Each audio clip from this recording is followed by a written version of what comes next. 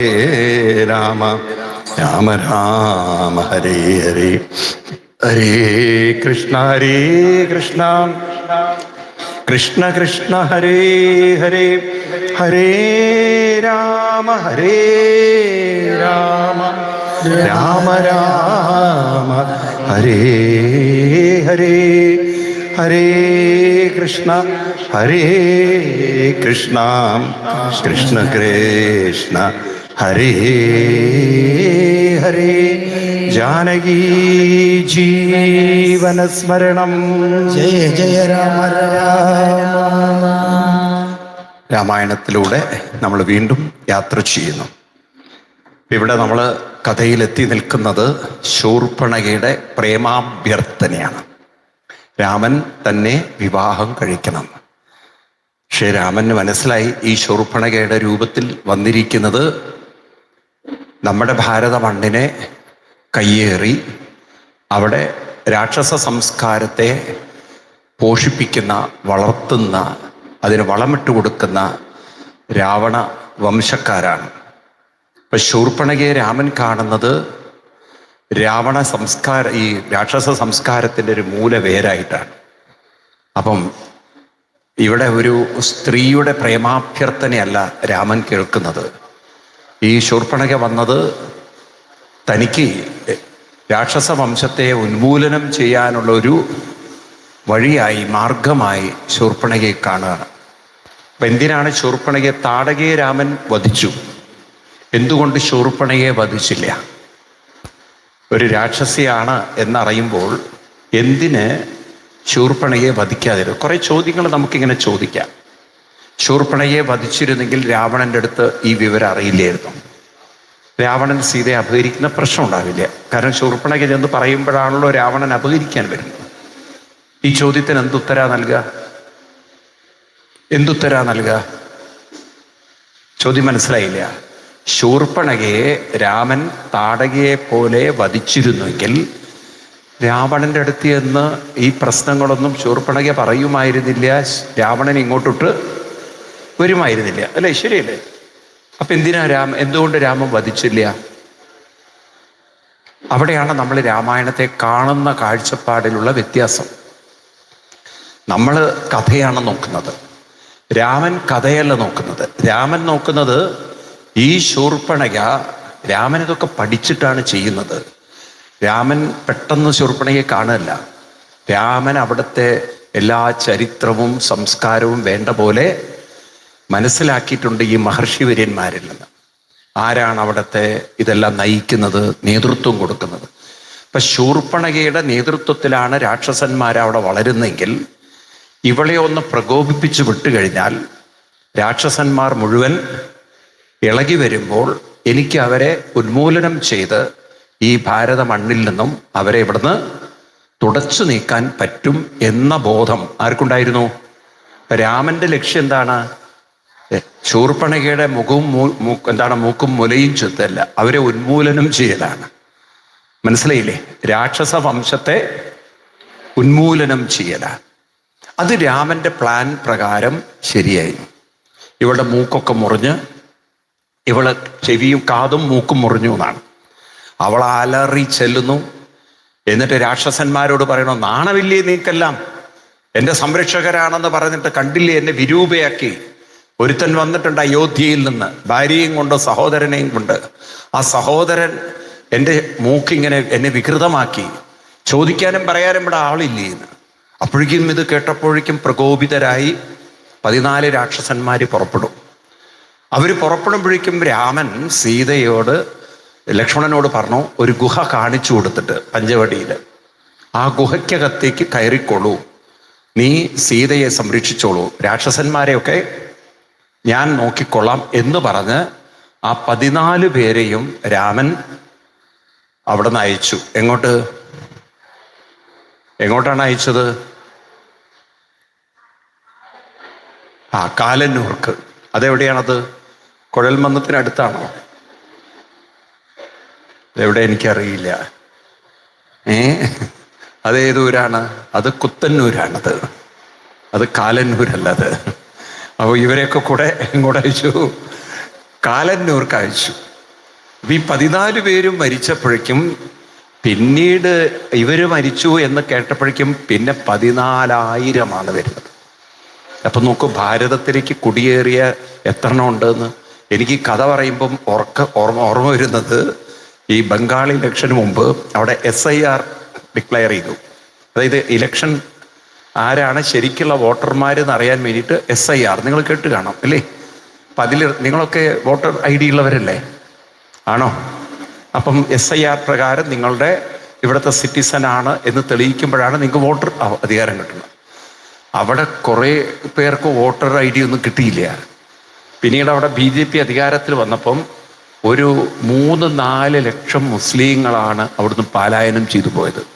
അപ്പം നിങ്ങൾ ആലോചിച്ച് നോക്കും, ഭാരതത്തിൻ്റെ ഈ ടെറിട്ടറിയിൽ ബംഗാളികളാണെന്ന് ബംഗ്ലാദേശിൽ നിന്ന് എത്ര കുടിയേറി വന്ന് കൂടിയിരിക്കുന്നു എന്നുള്ളത്. കാരണം ആ ഭാഗത്തൊന്നും ബോർഡർ ഇല്ല.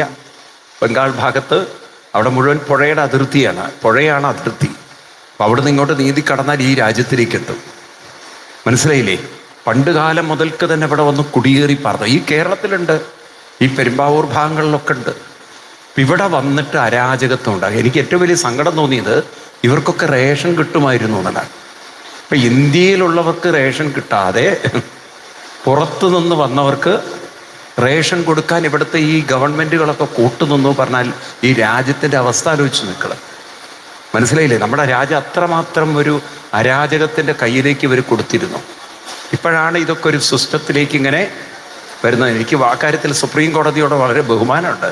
കാരണം മമത ആവും പാട് സുപ്രീം കോടതിയിൽ പോയിട്ട് ഇതൊക്കെ നിരോധിക്കണം എന്ന് പറഞ്ഞപ്പോൾ സുപ്രീം കോടതി പറഞ്ഞു, ഒരു രാജ്യത്തിൻ്റെ സുരക്ഷയാണ് ഏറ്റവും പ്രധാനം, അതിനൊരു വിട്ടുവീഴ്ച സുപ്രീം കോടതി ചെയ്യില്ല. ഇലക്ഷൻ കമ്മീഷൻ അവരുടെ പണിയെടുക്കട്ടെ. അതൊരു നമ്മൾ തിരിച്ചറിയണം. നമ്മൾ ഹിന്ദുക്കളൊക്കെ മൗനികളാണ്. വെറുതെ വീട്ടിലിരുന്ന് TV കണ്ട് വർത്തമാനം പറഞ്ഞിരിക്കുക, കൂട്ടം കൂടിയിരിക്കുക. പാലക്കാടുകാരുടെ ഭാഷയെ പറഞ്ഞാൽ ഈ കൂട്ടം അധികം ഉണ്ടാവില്ല. മനസ്സിലായില്ലേ? അപ്പം അതൊക്കെ നമ്മൾ തിരിച്ചറിയണം. ഏതായാലും ഇവിടെ ആ ശൂർപ്പണയുടെ മൂക്ക് ചെത്തിയപ്പോഴാണ് 14,000 ഒളിച്ചിരുന്നതൊക്കെ പുറത്തേക്ക് ഇളകിയത്. എല്ലാ പാറ്റകളും ഇളകി. ഇവിടുത്തെ പാറ്റകൾ ഡൽഹിയിലെ പാറ്റകളല്ലേ, ഇത് രാവണൻ്റെ പാറ്റകളാണ്. രാവണൻ്റെ പാറ്റകളൊക്കെ കൂടെ ഇറങ്ങി, എല്ലാം കൂടി ഇളകി വന്ന് രാമൻ 3.25 നാഴിക കൊണ്ട്, കാരണം ആ പാറ്റകളുടെ ലക്ഷ്യം ഇന്ത്യ നന്നാക്കലായിരുന്നില്ല, ഭാരതത്തിൻ്റെ സംസ്കാരം നിലനിൽക്കലായിരുന്നില്ല. അവരെ ലക്ഷ്യം ഇവിടുത്തെ ഋഷിവര്യന്മാരെ കൊല്ലലും യാഗങ്ങളും ഹോമങ്ങളും യജ്ഞങ്ങളും ഇതൊക്കെ ഇല്ലാതാക്കി ഇവിടുത്തെ ഒരു സംസ്കാരത്തെ നശിപ്പിക്കുക എന്നായിരുന്നു ആരുടെ ലക്ഷ്യം? ഈ രാക്ഷസ പ്രഭൃതികളുടെ ലക്ഷ്യം. 3.25 നാഴിക കൊണ്ട് രാമൻ അവരെയൊക്കെ എവിടേക്ക് അയച്ചു? വീണ്ടും കുത്തന്നൂർക്ക് അയച്ചു. അവരും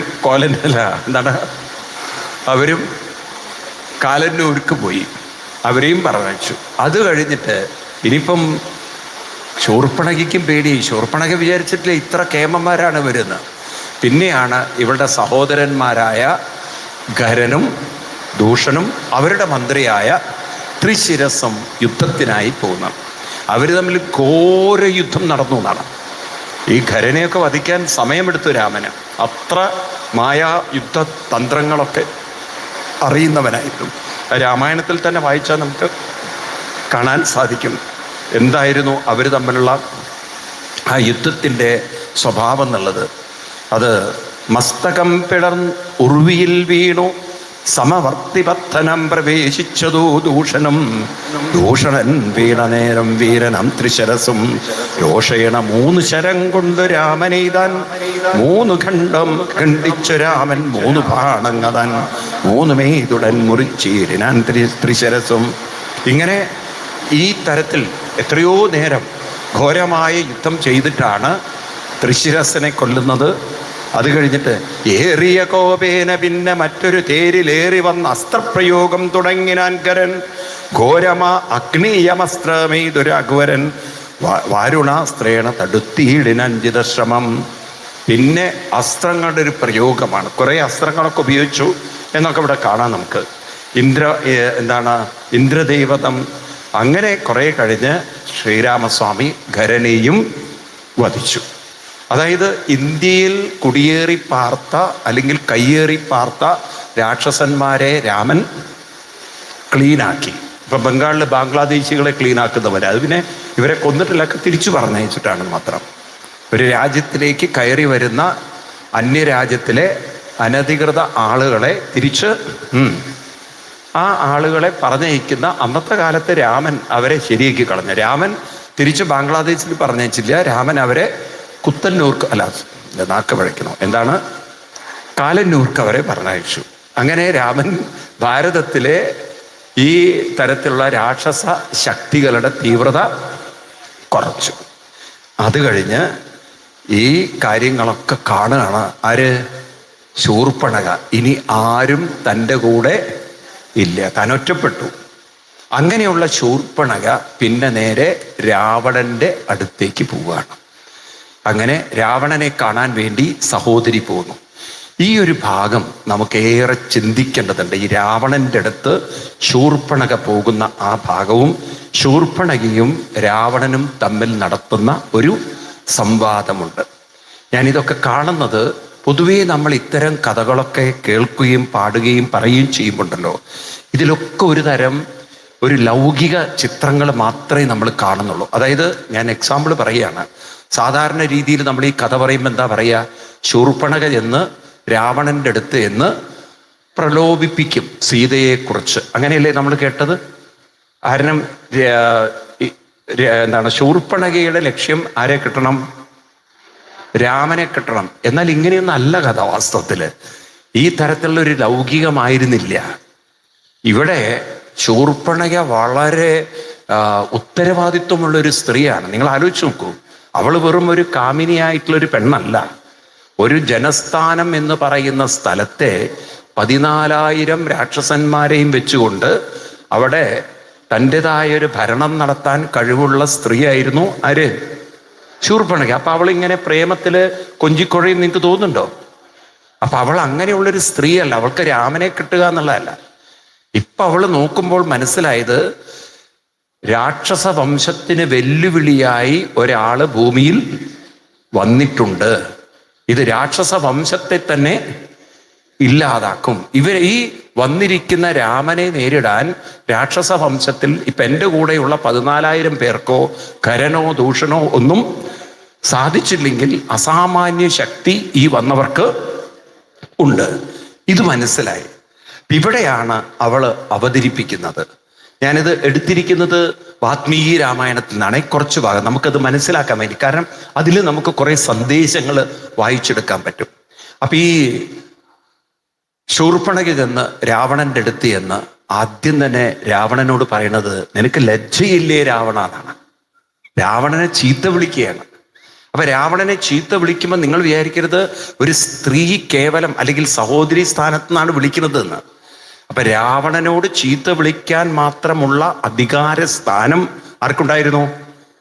ഇപ്പൊ നമ്മുടെ പ്രധാനമന്ത്രിയെ ഒരു മുഖ്യമന്ത്രി ചീത്ത വിളിക്കുകയാണ്, നിങ്ങൾ സാർ ചെയ്തത് ശരിയല്ല പറഞ്ഞാൽ അങ്ങനെ വിളിക്കാനുള്ള ഒരു അധികാരം ഇയാൾക്കും ഉള്ളത് കൊണ്ടാണ്, അയാൾക്കൊരു പവർ ഉള്ളത് കൊണ്ടാണ്.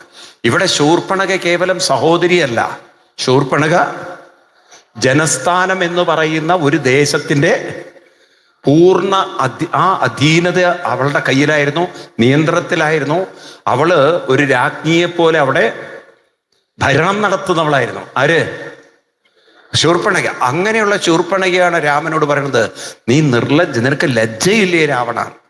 ആദ്യം തന്നെ അതാ ഷോക്ക് കൊടുക്കുന്നത്. എന്താ കാരണം? തും കാമാസക്ത, നീ കാമാസക്തനാണ്. കാമത്തിൽ വീണുപോയി, ഇന്ദ്രിയ സുഖങ്ങളിൽ വീണുപോയി, നിദ്രാവർത്തിയാണ്, നീ ഉറങ്ങിക്കിടക്കുകയാണ്. അപ്പൊ ഇവിടെ ഉറങ്ങിക്കിടക്കുക എന്ന് പറഞ്ഞാൽ അർത്ഥം രാത്രിയിൽ ഉറങ്ങുന്ന കാര്യമല്ല പറയണത്. നീ പലതും അറിയുന്നില്ല, കാണുന്നില്ല എന്താ നടക്കുന്നത് എന്ന്. അപ്പോ ഇവിടെ രാക്ഷസ വംശത്തെ മുച്ചൂടും മുടിച്ച് ഇല്ലാതാക്കാനുള്ള ഒരു ശക്തി ഇവിടെ വന്ന് ഇവിടെ നടത്തുന്ന ഈ രാക്ഷസ വംശ ഉന്മൂലനത്തെ കുറിച്ച് നിനക്കൊന്നും, നീ ഇങ്ങനെ ഇന്ദ്രിയാരാമനായിട്ട് ഇന്ദ്രിയ സുഖത്തിൽ മാത്രം മുഴുകി ജീവിക്കുന്ന ഒരാളാണ്. എന്താ ഇവിടെ സംഭവിക്കുന്നതെന്ന് നീ ജാഗ്രതയോടെ, ബോധത്തോടെ, ഉണർവോടെ നീ കാണുന്നില്ല എന്ന്. ഇതൊരു നല്ല, എനിക്ക് ഇവിടെയാണ് ശൂർപ്പണഖയുടെ വാക്ക് നമുക്ക് വളരെ ആവശ്യം വരുന്നത്. എന്നിട്ട് പറയണം, നീ ചപലനാണ്, നിന്റെ മനസ്സ് ചപലതയായിപ്പോയി. എന്ന് വെച്ചാൽ സ്ത്രീകളെ കാണുമ്പോഴേക്കും നിനക്കൊരു കാമം, അത്രയും നിന്റെ ഉള്ളിലുള്ളൂ. അതുപോലെ തന്നെ നിനക്ക് എന്താണ്, ബന്ധുക്കള്, സമ്പത്ത്, അതുപോലെ തന്നെ നിന്റെ രാഷ്ട്രം, ഇതൊന്നും നഷ്ടപ്പെടുന്നത് നിന്റെ കാലിന്റെ ചോട്ടിൽ. നമ്മൾ പറയില്ലേ, കാലിന്റെ ചോട്ടിലുള്ള പൂഴിയോ മണ്ണോ ഒലിച്ചു പോകുന്നത് നീ കാണുന്നില്ല എന്ന്. അതുകൊണ്ട് നിനക്ക് നീ എന്താണ്, ഹ്രസ്വചക്ഷുഷാണ്. ഹ്രസ്വചക്ഷുഷ് എന്ന് പറഞ്ഞാൽ ചെറിയ കാഴ്ചയുള്ളത് എന്ന് പറഞ്ഞാൽ എന്താണ്, ഒരു വിശാല കാഴ്ച നിനക്ക് ഇല്ല. നമ്മളിന്ന് വ്യാസപൂർണിമയാണ്. വ്യാസഭഗവാനെ കുറിച്ച് പറയുന്നൊരു ശ്ലോകമുണ്ട്. എന്താ പറയാ, നമോസ്തുതേ വ്യാസ വിശാല ബുദ്ധി, ദീർഘവീക്ഷണമുള്ള ആളെന്ന്. അപ്പൊ ആ കാലഘട്ടത്തിൽ, വ്യാസന്റെ കാലഘട്ടത്തിൽ അദ്ദേഹം ഈ കൃതികളൊക്കെ എഴുതി വെക്കുമ്പോൾ ആർക്ക് വേണ്ടി എഴുതി വെച്ചത്? വരാൻ പോകുന്ന ഒരു തലമുറയ്ക്ക് ഇതെല്ലാം ആവശ്യമാണ് എന്ന് കരുതി അന്നത്തെ കാലഘട്ടത്തിൽ അത് എഴുതി വെക്കുമ്പോൾ ദീർഘവീക്ഷയാണ്. ആരാണ്? അപ്പം ഹ്രസ്വവീക്ഷി എന്ന് പറഞ്ഞാൽ എന്താണ്? താനായി, തൻ്റെ പാടായി, തൻ്റെ സുഖമായി, തൻ്റെ കുടുംബമായി, അതിൽ മാത്രം മനസ്സ് വെച്ചിരിക്കുന്നവരെയാണ് ഹ്രസ്വവീക്ഷികളാണ്. ചെറിയ കാഴ്ചപ്പാടാണ്. നിങ്ങൾ കേട്ട് കാണും, സംസ്കൃതത്തിൽ ഒരു ശ്ലോകമുണ്ട്, അയം നിജ പരോ വ്യക്തി ഘടന ലഘുചേതസ ഉദാരചരിതാനം തു വസുദൈവ കുടുംബം. അതായത് ചിലരുടെ മനസ്സ് ലഘുചേതസ, വളരെ അല്പബുദ്ധികളാണ്. മനസ്സിലായില്ലേ? അവർക്ക് ആ ദീർഘവീക്ഷണം ഇല്ല. നാരായണീയത്തിൽ പറയുന്നത് പോലെ ക്ഷുദ്രദൈവ സ്ഫുടേയം, അവരുടെ മനസ്സ് വളരെ ക്ഷുദ്ര മനസ്സാണ്, ചെറിയ മനസ്സാണ്. അപ്പൊ എന്താണ് ഇവിടെ പറഞ്ഞു വരുന്നത്? ഇത് നമുക്കുള്ളൊരു സന്ദേശമാണ്. എന്താ സന്ദേശം? പലപ്പോഴും നമ്മുടെ തലമുറകളിൽ സംഭവിക്കുന്ന ഒരു വലിയ ഒരു അപജയത്തെ നമ്മളും ദീർഘവീക്ഷണത്തോടെ കൂടെ വന്നില്ല. നിങ്ങളുടെ കുട്ടികളുടെ കുട്ടികൾ, നാളത്തെ തലമുറകൾ, അവര് വളർന്നു വരുന്നതിനെ മുൻകൂട്ടി കാണാൻ നമുക്കും പറ്റുന്നില്ല, നമ്മളും ചിന്തിക്കുന്നില്ല. അപ്പൊ ഇപ്പോഴിത്രയും ആത്മഹത്യകളൊക്കെ കൂടിയിരിക്കുന്ന കാലഘട്ടത്തിൽ നമ്മുടെ തലമുറകളും ആ വഴിയിലേക്ക് പോവാം. അപ്പൊ അവര് പോവാതിരിക്കണമെങ്കിൽ എന്ത് വേണം? അവരങ്ങനെ പോവാതിരിക്കണമെങ്കിൽ നേരത്തെ പഠനത്തിലെ ക്ലാസ്സിൽ 2 കാര്യം എന്തൊക്കെ ഒക്കെ മറന്നു നിങ്ങള്. മനുഷ്യന്റെ ജീവിത ലക്ഷ്യം എന്താണ്? അതൊക്കെ മറന്നു നിങ്ങള്. ഊണിന്റെ കൂടെ, സാമ്പാറിന്റെ കൂടെ ലക്ഷ്യവും പോയി. മനുഷ്യ ജീവിതത്തിൽ ഈ 2 കാര്യങ്ങൾ ഓർമ്മ വേണം. 1 ബ്രഹ്മപ്രാപ്തിയും, 2 ധർമാനുഷ്ഠാനവും. അപ്പൊ ഈ കുട്ടികളുടെ മനസ്സിൽ നാളെ ബ്രഹ്മപ്രാപ്തി എന്നുള്ളത് നിങ്ങൾ വേറെ അർത്ഥം എടുത്തോളൂ. അതായത് വിശാലമാവണം, ഉയരണം, ഉന്നതമാവണം എന്നെടുത്തോളൂ അർത്ഥം. അതിന് ചില ധർമാനുഷ്ഠാനങ്ങൾ ചെയ്യേണ്ടതുണ്ട്. കാരണം മുന്നോട്ട് പോകും തോറും പല പല പ്രശ്നങ്ങളെയും പ്രതിസന്ധികളെയും ഇവർക്ക് നേരിടണം. അതിനെന്ത് വേണം? മനോബലമുണ്ടാവണം. അതിന് അനുഷ്ഠാനം അനിവാര്യമാണ്. ഇതൊക്കെ ആരാ പറഞ്ഞു കൊടുക്കണത്? അപ്പൊ നമ്മൾ ഇതെല്ലാം നമ്മുടെ കുട്ടികളിലേക്ക് പറഞ്ഞു കൊടുത്തില്ലെങ്കിൽ നമ്മളും ആരായി തീർന്നു? രാവണന്റെ പറയുന്ന പോലെ, ഈ ശൂർപ്പണഖ പറയുന്ന പോലെ ഹ്രസ്വദർശികളായി, കൂടുതൽ ദീർഘവീക്ഷണത്തോടുകൂടി ജീവിതത്തെ കാണാൻ പറ്റാത്തവരായി മാറി. അതാണ് ഹിന്ദുക്കൾക്ക് പറ്റിയത്. ഇപ്പോഴത്തെ ഒരു തലമുറയ്ക്ക് നിങ്ങൾക്കൊക്കെ പറ്റിയൊരു കാര്യം എന്താ അറിയോ? നിങ്ങളായി, നിങ്ങളുടെ വീടായി, കുടുംബമായി, അതിനപ്പുറത്ത് എന്താ വരാൻ പോകുന്നത് എന്നുള്ളത് നമ്മളാരും അറിയുന്നില്ല, ചിന്തിക്കുന്നില്ല. അതുകൊണ്ടാണ് ഇവിടെ ഇതര മത സംസ്കാരങ്ങളൊക്കെ വളരെ അങ്ങോട്ട് ആടിച്ചു കയറി വന്നത്. മനസ്സിലാവുണ്ടല്ലോ. ഞാനിന്ന് ഈ നമ്മുടെ പാർലമെന്റ് പ്രൊസീഡിങ്സ് കേൾക്കായിരുന്നു ഇങ്ങോട്ട് വരുന്നതിന് മുമ്പ്. അപ്പം പാർലമെന്റിലെ സ്പീച്ചൊക്കെ കേൾക്കണം നിങ്ങൾ. മുഴുവൻ ആന്റി ഹിന്ദു സംസ്കാരമാണ്. ഇവരൊക്കെയാണ് ഈ ഹിന്ദു പേര് വെച്ചിട്ടിരിക്കുന്നത്, ആന്റി സംസ്കാരം. കാരണം ഹിന്ദുമതം നന്നാവുമോ എന്നൊരു പേടി പലരെയും പിടികൂടിയിട്ടുണ്ട്. അപ്പൊ ഞാനും നിങ്ങളും ഇക്കാര്യത്തിൽ ജാഗ്രതയുള്ളവരാവണം. കാരണം നമ്മുടെ കുട്ടികൾക്ക് വഴിതെറ്റാനുള്ള സാഹചര്യം ഒരുക്കലാണ് ഇവരുടെയൊക്കെ ജോലി. മനസ്സിലായില്ലേ? നിങ്ങൾ നോക്ക്, എത്ര കുട്ടികളാണ് ലവ് ജിഹാദിനിരയായത്. അതുകൊണ്ടല്ലേ കേരള സ്റ്റോറി എന്നൊക്കെ പറഞ്ഞ മൂവി ഇറക്കേണ്ടി വന്നത്. ഇപ്പൊ അടുത്ത കാലത്താണ് ഉസ്ബെക്കിസ്ഥാനിൽ ഒരു പെൺകുട്ടിയെ തലയ്ക്കടിച്ചു വന്നു. വാർത്ത കേട്ടില്ലേ നിങ്ങൾ? ഉണ്ടോ ഇല്ലയോ? എന്നാൽ ഒരു ഹിന്ദു മുസ്ലിം പെൺകുട്ടിയുടെ തലയ്ക്കടിച്ച വാർത്ത എങ്ങാനും വന്നിട്ടുണ്ടെങ്കിൽ ഈ രാജ്യം കോലാഹലത്തിലാണ്. ഭയങ്കര ആണോ അല്ലയോ? ഹിന്ദുക്കളും മിണ്ടില്ല, ഹിന്ദുക്കൾ ആരും മിണ്ടില്ല. കാരണം ഒക്കെ ജന്തുക്കളാണ്. ഹിന്ദുക്കൾ ഇല്ലാതെയിപ്പോയി. എല്ലാം അവനവന്റെ കുടുംബത്തിൽ മാത്രം ഒതുങ്ങി സീരിയലും കണ്ട് വൈകുന്നേരത്തെ സീരിയലും കൂടി കണ്ട് കടന്നുറങ്ങി. ഈ തരത്തിലുള്ള ഏമ്പക്കം വിടുന്ന കുറെ തല്ലിപ്പുള്ളികളായി നമ്മൾ മാറിപ്പോയി, അതപ്പതിച്ചു പോയി. ഈ അവസ്ഥ മാറ്റണ്ടേ? ഒരു തലമുറയെക്കുറിച്ച് ചിന്ത വേണ്ടേ? വേണ്ടേ? അത് ശൂർപ്പണയിൽ നിന്ന് പഠിക്കണം. രാവണനോട് പറയുന്ന 2 വാക്കുകൾ ഓർക്കണം. എന്ത്? നീ വളരെ കാമലംബടനാണ്. ഒരുപക്ഷെ കാമം എന്നുള്ളത് ഒരു സ്ത്രീയോട് തോന്നുന്ന വികാരം മാത്രമല്ല, അവനവന്റെ ലൗകിക സുഖങ്ങളിൽ ജീവിക്കുന്നവരെയാണ് അവനവന്റെ കാമം, അവനവന്റെ സ്വാർത്ഥത, അതിൽ ജീവിക്കുക. പിന്നെന്താണ്? നീ നിദ്രാവർത്തിയാണ് എന്ന് പറഞ്ഞാൽ എന്താണ്? കാണേണ്ടതൊന്നും കാണാതെ ജീവിക്കുന്നവനാണ്. അപ്പം ഇത് രണ്ടും അപകടമാണ്. ഏത് രണ്ടും? കാമാചാരിയായും നിദ്രാവർത്തിയായും ജീവിക്കുന്ന ഒരു സമൂഹത്തിൽ മറ്റ് സംസ്കാരങ്ങൾ കയറിപ്പിടിക്കും. എന്താ ഞാൻ പറഞ്ഞതൊന്നും പറയൂ.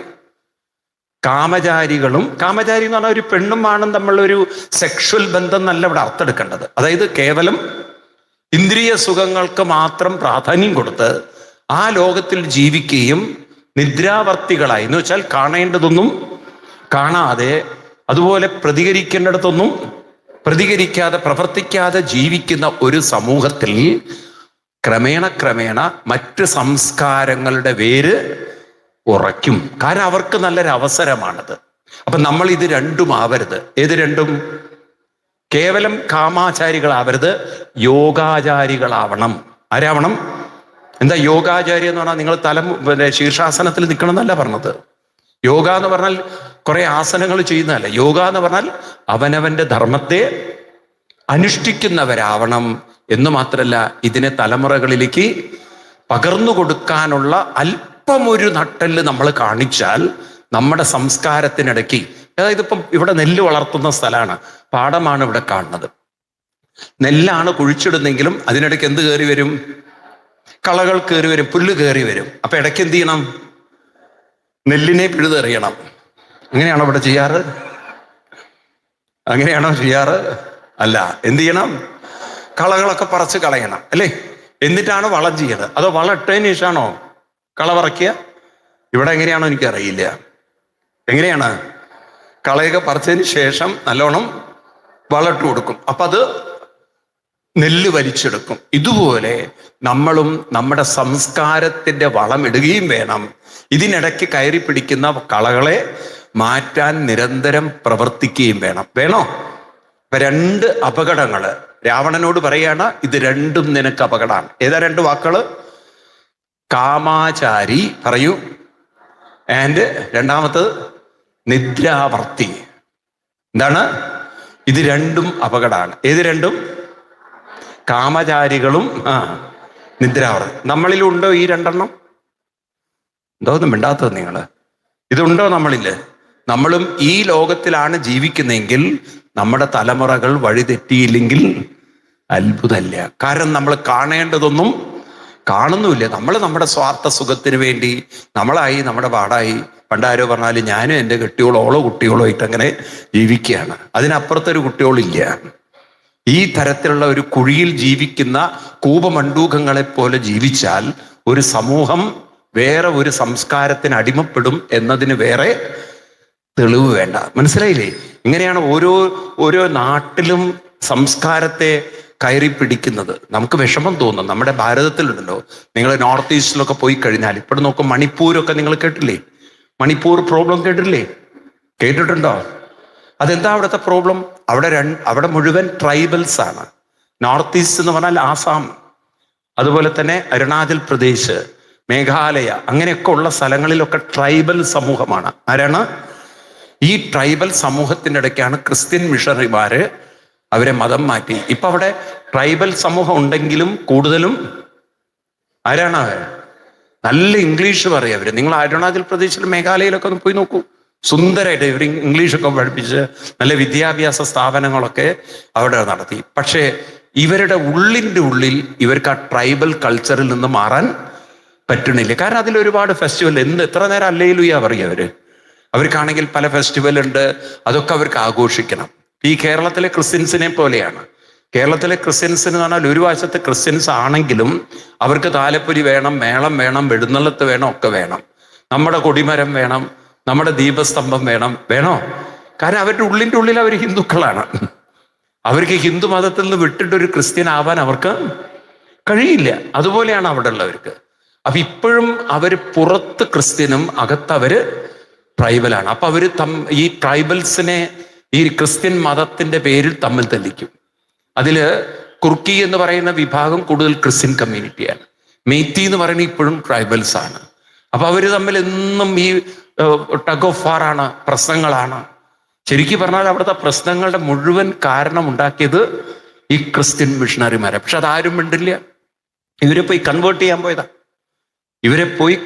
ചെയ്യാൻ പോയതാ. മനസ്സിലായില്ലേ? അതുകൊണ്ടാണ് ഇപ്പൊ പാർലമെന്റിൽ ഈ ആഴ്ച വരുന്നുണ്ട്, FCRIയുടെ ബില്ല് വരുന്നുണ്ട്. അതൊക്കെ ഇത് കണ്ടുകൊണ്ടാണ് ഗവൺമെന്റ് നിരോധിക്കുന്നത്. കാരണം ഫോറിൻ ഫണ്ട് കണ്ടമാനം വരുന്നു. ആ ഫണ്ട് ഉപയോഗിച്ചിട്ട് ഇവന്മാര് മതം മാറ്റിക്കളയണം. ഇതിന്റെ ഇരകളാവുന്നത് ഹിന്ദുക്കളും. മനസ്സിലാവുണ്ടല്ലോ? ആന്ധ്രാപ്രദേശ്, തിരുനെൽവേലി, തമിഴ്നാട്ടിൽ, ആന്ധ്രാപ്രദേശിലൊക്കെ നോക്കിക്കഴിഞ്ഞാൽ വലിയ സങ്കടമാണ്. റെഡ്ഡി എന്നുള്ള പേര് മാത്രമേ ഉള്ളൂ. ഉള്ളിൻ്റെ ഉള്ളിൽ ഇവരൊക്കെ മതം മാറി ക്രിസ്ത്യൻസ് ആയിരുന്നു. മനസ്സിലാവുണ്ടോ? തിരുപ്പതി ക്ഷേത്രത്തിൽ നിങ്ങൾ അത്ഭുതപ്പെടും. അവിടെ പൂജാരി മാത്രമേ ക്രിസ്ത്യൻ അല്ലാത്തുള്ളൂ. ബാക്കി അവിടെ ലഡു ഉണ്ടാക്കുക ഒക്കെ ക്രിസ്ത്യൻ സമൂഹമായിരുന്നു. എന്തൊരു കഷ്ടമാണ് നോക്കൂ നമ്മുടെ ഹിന്ദുക്കളുടെ അവസ്ഥ. എന്നിട്ടും ജന്തുക്കൾക്ക് ബോധമില്ല.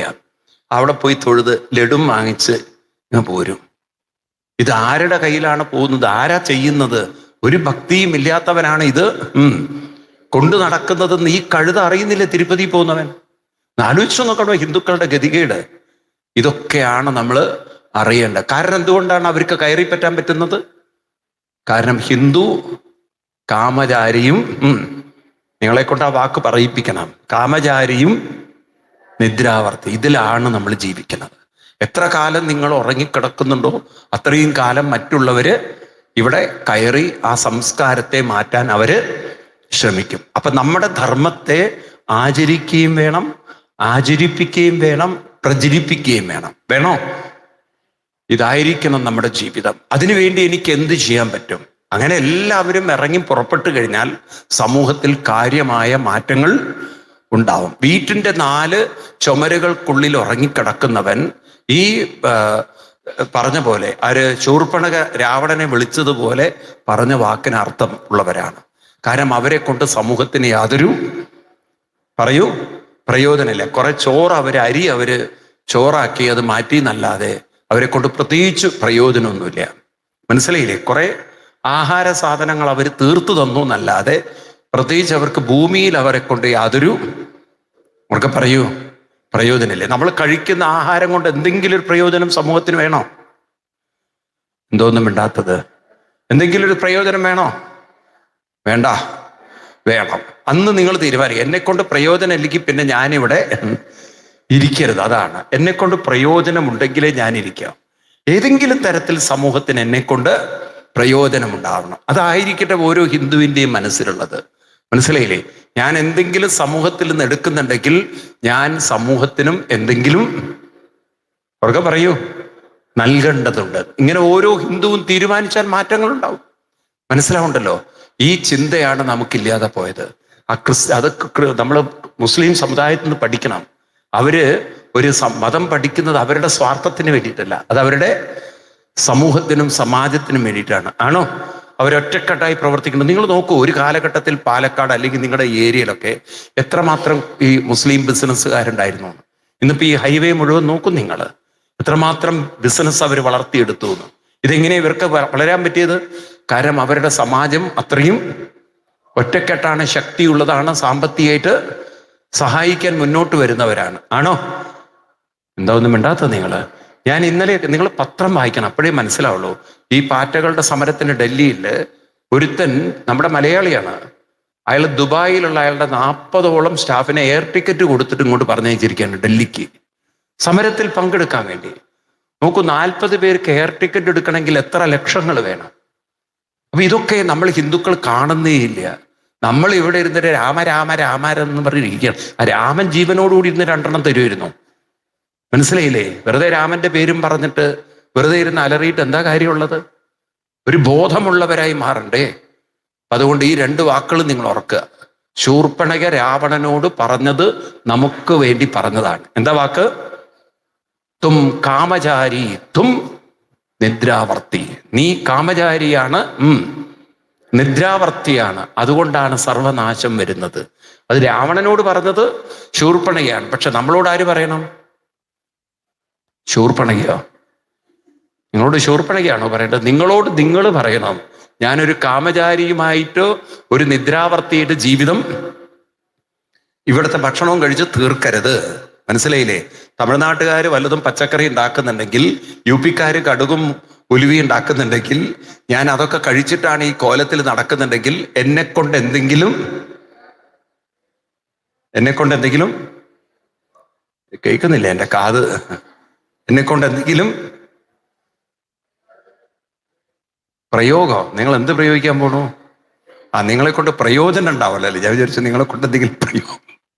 അപ്പോൾ നിങ്ങളെ കൊണ്ട് എന്തെങ്കിലും സമൂഹത്തിനൊരു പ്രയോജനം ഉണ്ടാവണം. അല്ലെങ്കിൽ വരുന്ന തലമുറയ്ക്ക് ഈ സംസ്കാരത്തെക്കുറിച്ച് യാതൊന്നും അറിയില്ല. നാം നിശബ്ദരായിരുന്നാൽ, നാം കണ്ണടച്ചാൽ അവിടെ മറ്റ് സംസ്കാരങ്ങൾ വരും. ഇപ്പൊ വീടിന്റെ പറമ്പായാലും നിങ്ങൾ ശ്രദ്ധ വെച്ചില്ലെങ്കിൽ എന്തുണ്ടാവും? ഒന്നും ഉണ്ടാവില്ല. ഞാൻ താമസിക്കുന്ന വീട്ടിൽ പോയാൽ മതി. നമ്മൾ ശ്രദ്ധ വെച്ചില്ലെങ്കിൽ അവിടെ മുഴുവൻ പുല്ലും കളയും വേണ്ടാത്ത സാധനങ്ങളും കയറി പിടിച്ച് അവിടെ പട്ടികൾ വിളയാടും. ഞാൻ താമസിക്കുന്ന ആ വീട്ടിൽ 12 പട്ടിയാണ് രാത്രി. അതെന്തുകൊണ്ടാണ് അവിടെ 12 വന്നത്? അവിടെ ആരും താമസിക്കാനില്ലാത്തോട്ട്. ഇത് തന്നെയാണ് ആര് പറഞ്ഞു കൊടുത്തത്? ശൂർപ്പണഖ. നമ്മൾ ശ്രദ്ധിച്ചില്ലെങ്കിൽ അവിടെ വേറെ വല്ലവരും കയറി കയ്യേറും. അതാണ് ഹിന്ദു മതത്തിന് പറ്റിയത്. എന്തുകൊണ്ട് ഈ ഭാരതത്തിൽ ഇത്രമാത്രം ഹിന്ദു സമൂഹം ഒരു ദുർബലരായി എന്ന് ചോദിച്ചു കഴിഞ്ഞാൽ, നമ്മൾ അറിഞ്ഞില്ല നമ്മൾ ദുർബലരായിക്കൊണ്ടിരിക്കുകയാണെന്ന്. മറ്റ് സംസ്കാരങ്ങളൊക്കെ വളർന്നു വലുതായി. അതെങ്ങനെയാ അവർ വളർന്നത്? അവരവരുടെ മതത്തെ പഠിച്ചും പ്രചരിപ്പിച്ചുമാണ്. ആണോ അല്ലയോ? അവരുടെ 3 കാര്യങ്ങളാണ്: മതത്തെ പഠിച്ചു, പ്രചരിപ്പിച്ചു, സാമ്പത്തികമായി പരസ്പരം സഹായിച്ചു. ഇത് ഹിന്ദുക്കൾ എന്തുകൊണ്ടാണ് നന്നാവാത്തത്? ഒന്നും പഠിക്കൂല്ല. വെറുതെ വായും പൊളിച്ച് അമ്പലത്തിൽ പോയി പ്രാർത്ഥിക്കും. എന്നിട്ടോ പ്രാർത്ഥിച്ച് പുറത്ത് കിടക്കുമ്പോഴേക്കും അവളുടെയും ഇവളുടെയും കുറ്റാ പറയാനുള്ളത്. മറ്റുള്ളവർ നന്നാവുന്നത് കണ്ടുകൂടാ. എങ്ങനെ നമ്മൾ നന്നാവും? നിങ്ങൾ പറയും ഹിന്ദുക്കള്. ഈ തരത്തിൽ കുറ്റവും അലവലാതിയും പറഞ്ഞ് ഇങ്ങനെ അലവലാദികളായി മാറിപ്പോയി. ഈ അവസ്ഥയിൽ നിന്ന് നമ്മളെ മാറ്റണ്ടേ? വേണോ വേണ്ടയോ? അപ്പൊ ഈ 2 വാക്കുകൾ നിങ്ങളുടെ തലയിൽ കിടക്കണം. ഞാൻ ആവർത്തിക്കുകയാണ്. എന്താണ്? നിങ്ങൾ മിണ്ടില്ല. കാമചാരി. പറയൂ. കാമചാരി, നിദ്രാവർത്തി. നീ കാമചാരിയും നിദ്രാവർത്തനുമായി തീർന്നാൽ ഇവിടെ മറ്റ് സംസ്കാരങ്ങൾ വന്നു ചേരുന്നത് നീ കാണില്ല. അതിനു പകരം ആരാവണം? ധർമ്മചാരി. ആരാണ്? അല്ലെങ്കിൽ യോഗാചാരി, ധർമ്മചാരി. 2 ദീർഘവീക്ഷണമുള്ളവരായി മാറും. വേണോ വേണ്ടയോ? ഇത് രണ്ടും നമുക്ക് വേണം. ഇതുണ്ടോ? അപ്പൊ നമുക്ക്, എൻ്റെ കാത് പോകുന്നു ഇടയ്ക്കിടയ്ക്ക്. ഇത് രണ്ടും ഉണ്ടോ നമുക്ക്? ധർമ്മചാരിയാണോ? ശരിക്കും നിങ്ങളെയൊക്കെയാ കാലന്നൂർക്ക് അയക്കേണ്ടതേ. മനസ്സിലായില്ലേ? രാമബാണം നിങ്ങളുടെ നേരെ ഇരുന്ന് പ്രയോഗിക്കേണ്ടത്. മനസ്സിലായില്ലേ? പക്ഷെ ഇപ്പൊ നിങ്ങൾ കുത്തന്നൂരിരിക്കും. ഇനിയെങ്കിലും നമുക്കൊരു ബോധം ഉണ്ടാവട്ടെ. ഞാൻ കാലന്നൂർക്ക് പോകുന്നതിന് മുമ്പ് കുറച്ച് പേർക്കെങ്കിലും ഈ കാര്യങ്ങളൊക്കെ ഒന്ന് പറഞ്ഞിപ്പോ എനിക്ക് കൊടുക്കാൻ പറ്റുണ്ടാവില്ലെങ്കിലും കുറച്ച് പേരോട് ഇങ്ങനെയൊക്കെ രാമായണത്തിൽ ഉണ്ട് ഒന്ന് ഇറങ്ങി തിരിച്ചു കഴിഞ്ഞാൽ നമ്മൾക്ക് ക്രമേണ ഒരു മാറ്റം നമ്മുടെ സമൂഹത്തിൽ ഉണ്ടാക്കി വെക്കാൻ നമുക്ക് സാധിക്കും. അപ്പം അതിന് വീട്ടിൽ നിന്ന് കുറച്ച് നമ്മൾ പുറത്തിറങ്ങണം. ഇപ്പൊ നമുക്ക് ഇവിടെയൊക്കെ നല്ല ക്ഷേത്രമുണ്ട്. ആഴ്ചയിൽ ഒരിക്കൽ ഒന്നിച്ച് ലളിതാ സഹസ്രനാമം അങ്ങനെ എന്തെങ്കിലുമൊക്കെ ചെയ്ത് എല്ലാവരും കൂട്ടി, പ്രത്യേകിച്ച് നമ്മുടെ കുട്ടികളെ ഇതിലേക്ക് എങ്ങനെയെങ്കിലും കൊണ്ടുവന്ന് ഒരു നാമജപ സംസ്കാരത്തിലേക്ക് അവരെ കൊണ്ടുവരണം. കാലം കൊണ്ട് നമുക്ക് കുട്ടികളിലൊക്കെ ലളിതാ സഹസ്രനാമവും വിഷ്ണു സഹസ്രനാമവും ജീവിതത്തിന്റെ ഒരു ഭാഗമാണെന്ന ബോധം ഉണ്ടാക്കി വെക്കണം. ഇതറിയാത്ത കുട്ടികൾ ആരും ഉണ്ടാവരുത്. അങ്ങനെയാണെങ്കിൽ കാലം കൊണ്ടുണ്ടാവും.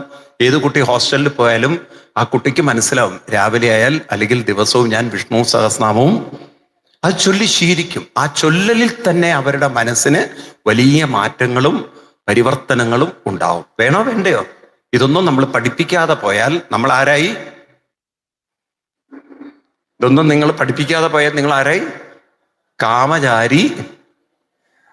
കാമചാരി നിദ്രാവർത്തി. ഇപ്പൊ നിങ്ങളുടെ പേര് മനസ്സിലായോ? നിങ്ങൾക്ക് പേരിന്റെ കൂടെ ഇതും കൂടി ചേർത്ത് വെച്ചാൽ നല്ലതാണ്.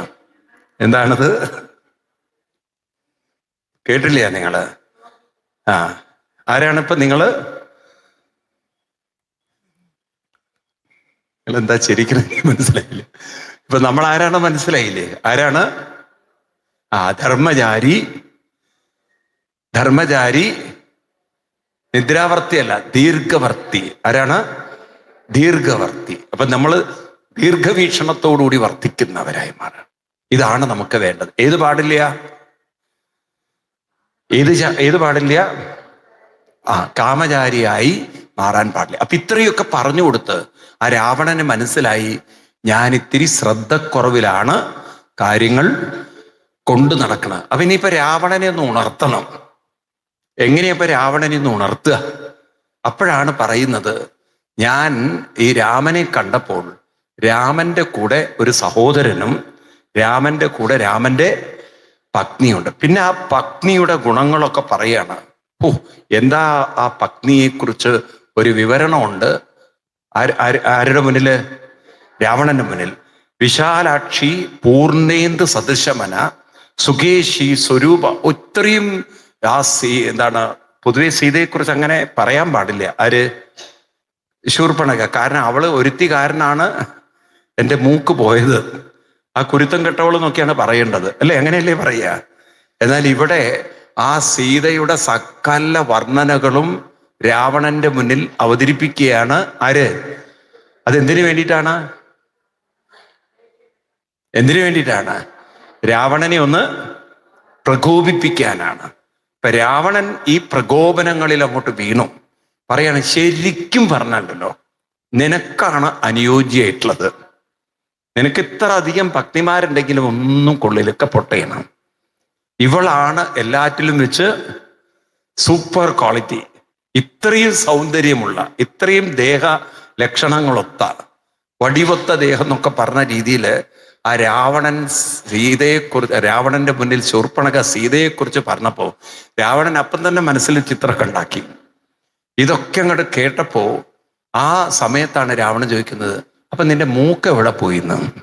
രാവണൻ അതുവരെ മൂക്കേ ശ്രദ്ധിച്ചിട്ടില്ല. മനസ്സിലായില്ലേ? നിന്റെ മൂക്കും കാതൊക്കെ എവിടെ പോയതെന്ന്. അപ്പോ ഇവൾ അതിനൊരു കഥയുണ്ടാക്കി. നിനക്ക് അനുയോജ്യമായ അവളെ ഞാൻ പിടിച്ചു കൊണ്ടുവരാൻ നോക്കിയപ്പോഴാണ്, നോക്കണം കഥ അവള് പറഞ്ഞത്, നിനക്കാണ് ഇവൾ എന്തുകൊണ്ടും സീത എന്തുകൊണ്ടും അനുയോജ്യമായിട്ടുള്ളത്. അപ്പൊ നിനക്ക് വേണ്ടി കൊണ്ടുവരാൻ വേണ്ടി ഞാൻ ആ സീതയെ പിടിച്ചു കൊണ്ടുവരാൻ നോക്കുമ്പോഴാണ് ലക്ഷ്മണൻ എന്നെ ഷെയ്വ് ചെയ്ത് വിട്ടത്, എൻ്റെ മൂക്കും കാതും ശരിയാക്കി കളഞ്ഞത്, അല്ലേ? അപ്പൊ അങ്ങനെ പറഞ്ഞപ്പോ, അത്രമാത്രം നീ എനിക്ക് വേണ്ടി ചെയ്തുവോ? ഇതൊക്കെ എനിക്ക് വേണ്ടി ചെയ്താ ഞാൻ ചെക്കനെ കാണാൻ പോയതാണെന്നും അവിടെ പോയി ഐ ലവ് യു പറഞ്ഞതാണെന്നും രാവനെ കിട്ടാത്തത് കൊണ്ടാണ് എനിക്ക് ഈ കോലത്തിൽ ഈ പ്രശ്നം ഉണ്ടായതൊന്നും ആരും അവതരിപ്പിച്ചില്ല, ശൂർപ്പണഖ അവതരിപ്പിച്ചില്ല. ഇപ്പൊ രാവണന്റെ മുന്നിൽ നല്ലൊരു സഹോദരിയായി, എന്നോട് ഇത്രമാത്രം സ്നേഹം കാണിക്കാതെ കണ്ടവന്റെ ഭാര്യ എനിക്ക് കൊണ്ടുതരാൻ ശ്രമിക്കുന്ന ഒരു സഹോദരി, എന്തൊരു സ്നേഹമാണ് നോക്കൂ. ഈ തരത്തിലുള്ളൊരു സഹോദരി, അത്രയും സുന്ദരിയായിട്ടുള്ള സീതയെ എനിക്ക് കൊണ്ടുവരാൻ വേണ്ടിയിട്ട് ശ്രമിക്കുന്നതിൻ്റെ ഇടയിലാണ് പാവത്തിന്റെ മൂക്കും കണ്ണും കാതും ഒക്കെ പോയത്. ഇത്രമാത്രമൊക്കെ ത്യാഗം ചെയ്ത അപ്പോഴേക്ക് രാവണന്റെ ഉള്ളിൽ ഒരു ആ ചിന്ത വന്നു, എനിക്ക് വേണ്ടി ഇത്രമാത്രം ഒരു പെൺകുട്ടിയെ കൊണ്ടുവരണമെങ്കിൽ ആ പെൺകുട്ടി അത്രയും സുന്ദരി തന്നെ ആയിരിക്കണം. ഈ ചിത്രമാണ് ആരുടെ ഉള്ളിൽ പോയത്? രാവണന്റെ. വാസ്തവത്തിൽ ഇവൾ എന്താ ചെയ്തത്? രാവണനെ ഒന്ന് ആ ഉറക്കത്തിൽ നിന്ന് ഉണർത്തുക. എന്നാലേ ഇനി രാക്ഷസ വംശത്തിന് ഇവിടെ ആ ജനസ്ഥാനത്ത് നിലനിൽക്കാൻ പറ്റുള്ളൂ. കാരണം കംപ്ലീറ്റ് അവിടുന്ന് രാക്ഷസന്മാരെ ക്ലീൻ ചെയ്ത് വിട്ടുകഴിഞ്ഞു. അപ്പൊ അവൾക്കിനി അവിടെ നിലനിൽക്കണം എന്നുണ്ടെങ്കിൽ രാമനും ഒക്കെ തോൽപ്പിക്കേണ്ടതുണ്ട്, അല്ലെങ്കിൽ രാമനെ കൊല്ലേണ്ടതുണ്ട്. അതിനാരെ പ്രകോപിപ്പിക്കണം? രാവണനെ പ്രകോപിപ്പിക്കണം. അപ്പൊ അപ്പൊ നോക്കൂ, രാക്ഷസന്മാരുടെ ഉള്ളിലും നിങ്ങൾ ഇതിനെ ഒരു സാധാരണ കാമത്തിന്റെ കഥയായിട്ട് കാണരുത്. അവരുടെ നിലനിൽപ്പിന് വേണ്ടിയിട്ടുള്ള ഒരു കളിയായിരുന്നു ശൂർപ്പണഖ സീതയെ അപഹരിക്കാൻ വേണ്ടി രാവണന്റെ മുന്നിൽ അവതരിപ്പിച്ചത്. പക്ഷെ അവൾക്ക് അവിടെ നിലനിൽക്കണം എന്നുണ്ടെങ്കിൽ സീതയെ അപഹരിച്ചു കഴിഞ്ഞാൽ പിന്നെ രാമനെ കൊല്ലാൻ എളുപ്പമാണ് എന്നൊരു തോന്നൽ ആർക്ക്? ശൂർപ്പണഖയ്ക്ക്. അപ്പൊ രാമന്റെ ശക്തിയൊക്കെ ചോർക്കാൻ പറ്റും. ഈ തരത്തിലുള്ളൊരു കണക്ക് കൂട്ടലൊക്കെ ആയിട്ട് ഇവര് വളരെ ബുദ്ധിമാന്മാരാണ്, എങ്ങനെയൊക്കെ ഒരാളെ തകർക്കാൻ പറ്റുന്നുള്ളത്. അതുപ്രകാരം അവള് രാവണന്റെ ഉള്ളിൽ സീതയെക്കുറിച്ചുള്ള വർണ്ണനയിട്ടപ്പോൾ അല്ലെങ്കിലേ കാമാചാരിയാണ്, അതിൻ്റെ ഉള്ളിൽ ഡബിൾ കാമാചാരിയെ.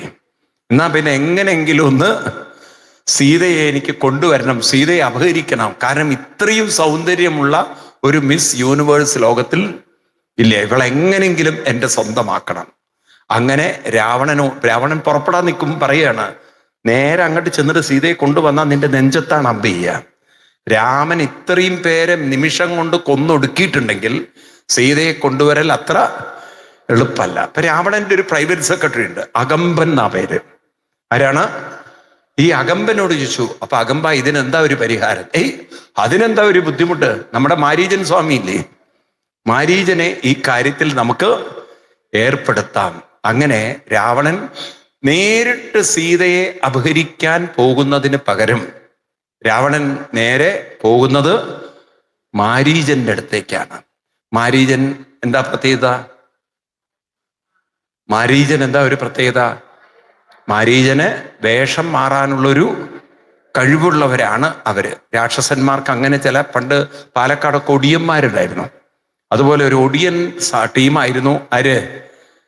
മാരീചൻ. അപ്പൊ മാരീചനെ കൊണ്ട് രൂപം മാറ്റി എങ്ങനെങ്കിലും സീതയെ മാനിലേക്ക് ആകർഷിപ്പിച്ച് രാമനിൽ നിന്നും സീതയെ അകറ്റണം. അപ്പൊ എത്ര നല്ല സ്ക്രിപ്റ്റാണ് രാവണൻ തയ്യാറാക്കിയത്.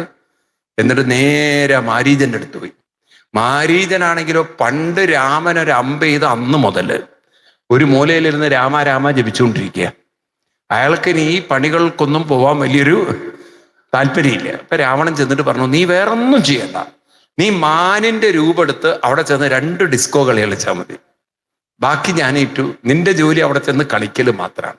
രാമനെ എങ്ങനെങ്കിലും ഒന്ന് ആകർഷിച്ച് ദൂരെ കൊണ്ടുപോയാൽ ബാക്കി കാര്യം ഞാനേറ്റു. അപ്പൊ രാമൻ അമ്പ് ചെയ്താലോ? രാമൻ അമ്പ് ചെയ്താൽ നീ കൊള്ളു തന്നെ വേണം. അപ്പൊ ശരി, എന്നെ തട്ടാനുള്ള പരിപാടിയാണല്ലേ എന്ന്. അപ്പൊ പറഞ്ഞു, നീ അതിന് തയ്യാറായില്ലെങ്കിൽ ഞാൻ തന്നെ അങ്ങോട്ട് തട്ടുന്നു. രാവണൻ വാളൊക്കെ ഒരുങ്ങി. രാവണന്റെ വാളിന്റെ പേരെന്താണ്? രാവണന്റെ വാളിന്റെ പേരെന്താണ്? ചന്ദ്രഹാസ. എന്താ പേര്?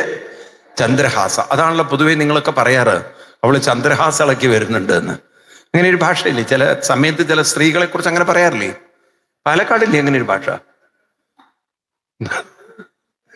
ഉണ്ടോ ഇല്ലയോ?